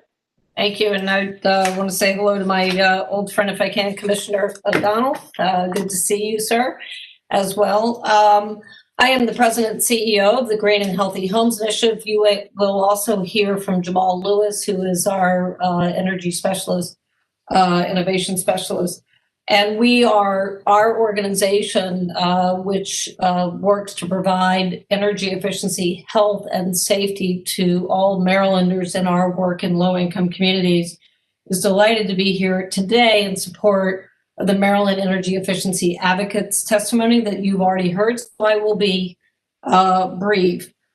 We have deep concerns that we're asking the Commission to take a look at. I'm sure that have already been raised with regard to the cancellation of the AMP after a third missed payment.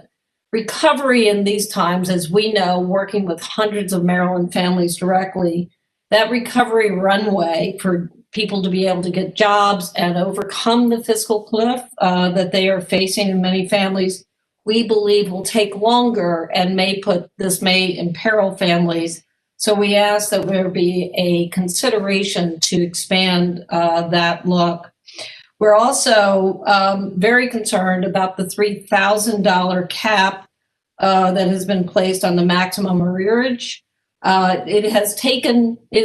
are 9 months into COVID. We are looking at many months more before the AMP would even come on, if adopted in late winter, early spring. And this $3,000 arrearage, we think, will place families in greater harm if we don't have some way of flexibility in looking at their ability to access AMP because of the arrearages being greater than $3,000.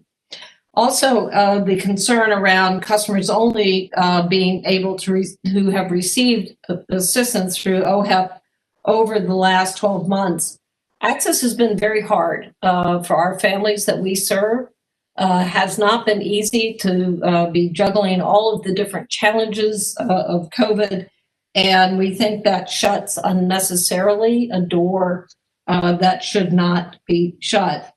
And we are, as I'm sure has been raised, concerned that AMP will not come online until 4 months after Commission approval, and not having that plan in place to provide assistance within the 4 months. We really need action and some availability of assistance now and in that intervening period. And lastly, we'd like the Commission to think about how this program can work in alignment with other energy efficiency, weatherization, and health and safety programs. The thrust of the work we do at the Green and Healthy Homes Initiative is how do we improve the ability for families by aligning, grading, and coordinating existing resources.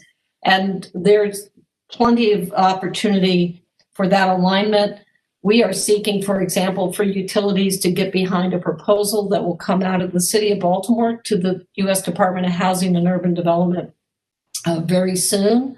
A program that GHHI helped to create with HUD and with David Price, a congressman out of North Carolina, that will provide gap money between weatherization, energy efficiency, and other health and safety measures. That money in the footprint of Baltimore City and Baltimore, the Baltimore metro region, is critical. So we really encourage the PSC to encourage utilities and others as to take these kinds of measures where possible. I'll leave the balance of testimony to Mr. Lewis and appreciate the time that you've given to me today. Thank you. Thank you, Mr. Norton. We'll turn to your colleague, Mr. Jamal Lewis. Mr. Chairman, can I say something real quick? Do. I just wanted to, I would be remiss if I didn't recognize Ms. Norton's decades-long advocacy for the health care of children in the state of Maryland and our legislature, and really effective advocacy. Specifically, I'm talking, she covers a broad range of issues, but specifically referring to lead paint exposure for our children in the state. She's been a very effective and a relentless advocate in that arena. So I had to say that. Well, thank you, Commissioner, but now you're making me feel old, so I'm going to pass the baton to youth and to Jamal, but I do deeply appreciate it, and I appreciate, too, the partnership that we've had with the PSC and the merger money that was put into the state to address health and safety. So I think we have a good opportunity to work together here, and I know these are difficult issues to be considering at this time. So deeply appreciate all of you, and thank you. Good to see everyone. Good afternoon, Mr. Lewis. Good afternoon. Can you hear me? Great. Thank you, Commissioner, Chairman, and all of the commissioners for the opportunity to provide comment on your exploration of arrearage management programs. As my colleague Ruth Ann has said, we know that there are numerous families, particularly in Maryland, who are dealing with a wide range of issues that have come as a result of COVID and that have been exacerbated by COVID. And we know that utilities is just one of them. So, in addition to what Ruth Ann has, I want to just underscore the opportunity we have with this arrearage management program to provide one aspect of a coordination of opportunities and resources that can be aligned to best serve the people of Maryland. With, as Ruth Ann mentioned, with us being 9 months into the pandemic, with cases rising, and the fact that there have been numerous stay-at-home orders, particularly the one in Maryland put in place by Governor Hogan, that Marylanders have suffered from a number of various issues, a number of overlapping issues, energy affordability being one, energy reliability being another, evictions, the eviction crisis, and with the mention of Commissioner O'Donnell and Ruth Ann's long history of advocating for children's health, in particular lead poisoning, we have anecdotal evidence as well that children are being increasingly exposed to lead in their homes. So with all of these overlapping issues, it's ever more important that the utilities and the commission consider an arrearage management program that provides as much support as possible to these families that are dealing with so much right now. And so I will just underscore what Ruth Ann said, in that this is really an opportunity to combine, coordinate, and align this program with others that provide critical resources to families that are in need, such as SNAP, such as WIC, the program, and other critical programs that are providing critical services to Marylanders across the state. So I too, as Ruth Ann mentioned, am in support of the comments by the Maryland Energy Efficiency Advocates and other advocates who I know have spoken today, and am also grateful for the opportunity to provide public comment, and that the commission is exploring this critical issue. Thank you. Thank you, Mr. Lewis. Is your colleague Ludine Green with us today? No. Okay, thank you. She was on my list.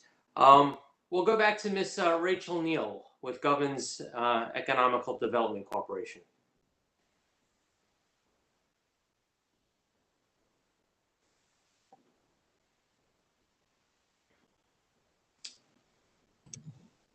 Hello. Hello. Hi, this is Rachel Neal. I am the Director of Community Services for GEDCO, Govern's Ecumenical Development Corporation.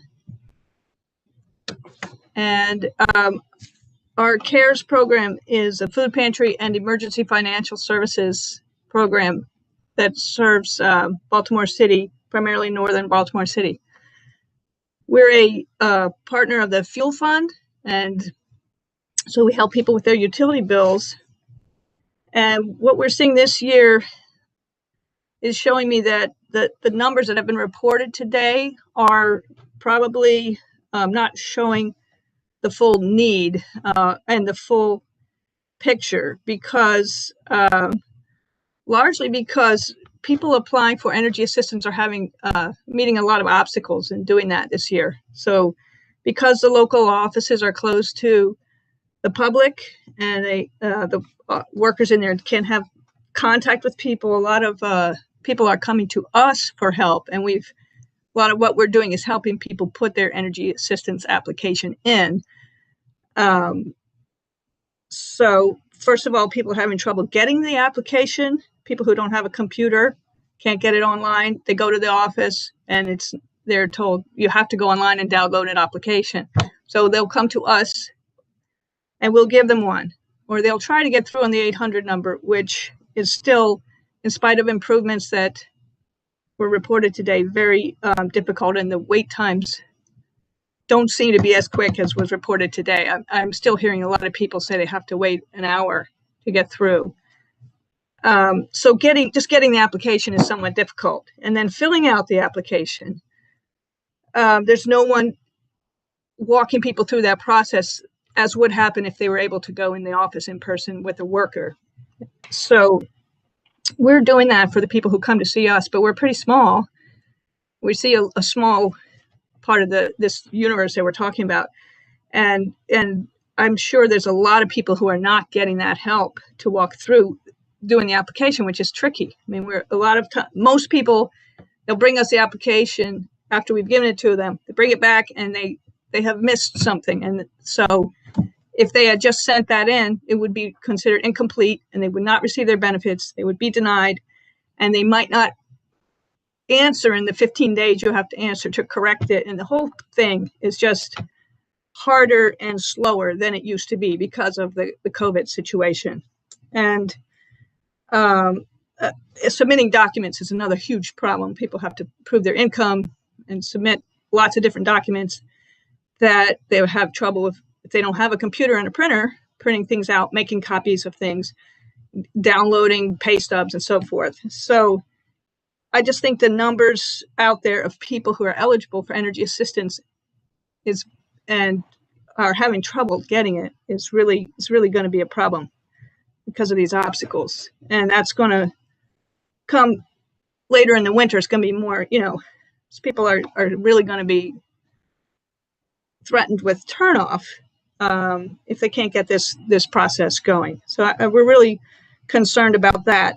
And the other thing that I'm thinking about in this context is that there are a lot of families who never received energy assistance before, but are now eligible because of COVID, because of losing income due to COVID. And these people are not on the list that the utilities have as low-income customers. So when we talk about the arrearage management, I don't know how those people would be reached if you're only using the people who have received energy assistance in the past. And I think that's a problem that would be good if that could be addressed somehow. But our main concern is that there's a lot of people out there with a lot of arrears, and the problems from COVID are keeping them behind on not just their utility bills. I mean, there's a looming rent crisis coming, and people may not put utilities before rent. You got a roof over your head is more important to a lot of people. So I guess that's all I have to say. Thank you for those comments, Ms. Neal. At this time, are there any other members of the public that wish to speak?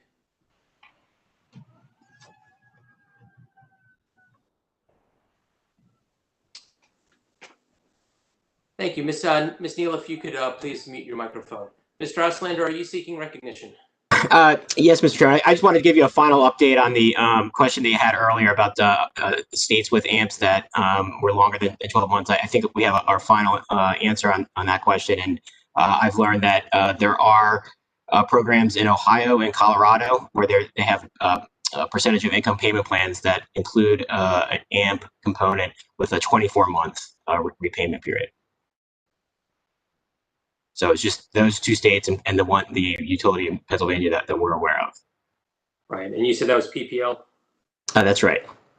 Okay, great, thank you. Any final thoughts from the commissioners before we adjourn today's meeting? Mr. Case, are you still with us? Or Mr. Ralph? Yes, Commissioner. I am here, and I believe Mr. Case is as well. Just one question, more procedural before we wrap up for the day. You stated that the joint utilities are going to be making another filing? That's correct, Commissioner. We can provide, some additional information on our investigation of these categorical eligibility entities that OPC suggested. And so we plan to do that within the next couple of weeks, should the commission desire us to continue to do that. Mr. Ralph, do you have a date when you propose to make that filing? Yes, so 2 weeks. We're talking about November 23rd is our commitment. Yeah, Yep. November 23rd. Thank you. In that filing, if you can include this bench request, it was regarding the discussion that I had with Mr. Auslander, and we were both surprised by the numbers of all three of your utilities in BGE, Pepco, and Delmarva, where the limited income customer count numbers have decreased over COVID. And if you could provide us with some narrative to describe and support that trend in that same filing on November 23rd, I'd appreciate that. We will, Commissioner, and just a little anecdotal note on that. I believe Mr. Freeman alluded to this as well. Some of that is because, low-income customers have reached out to OHEP and have received assistance, in addition to the fact that some customers have contacted the utilities and are in talks about arrearage, payment plans. And so some of that is a result of that. Well, when we kicked off this PC 53 docket and issued our first order from the bench on August 31st, that was the hope, the intent, the aspiration of this commission, that customers and the utilities would open the lines of communications and that we'd see an increase in repayment plans, we'd see a decrease in arrearages, and hopefully little, if any, disconnections this coming winter. It's not lost on me that the full expiration of our moratorium expires this coming Sunday, and I hope those efforts between the utilities, customers, and state agencies alike will continue. We will await the utilities joint filing on Monday, November 23rd, at which point the commission will take action at some point thereafter. With nothing else on today's hearing to discuss, this hearing is now adjourned. Thank you. We are off the record.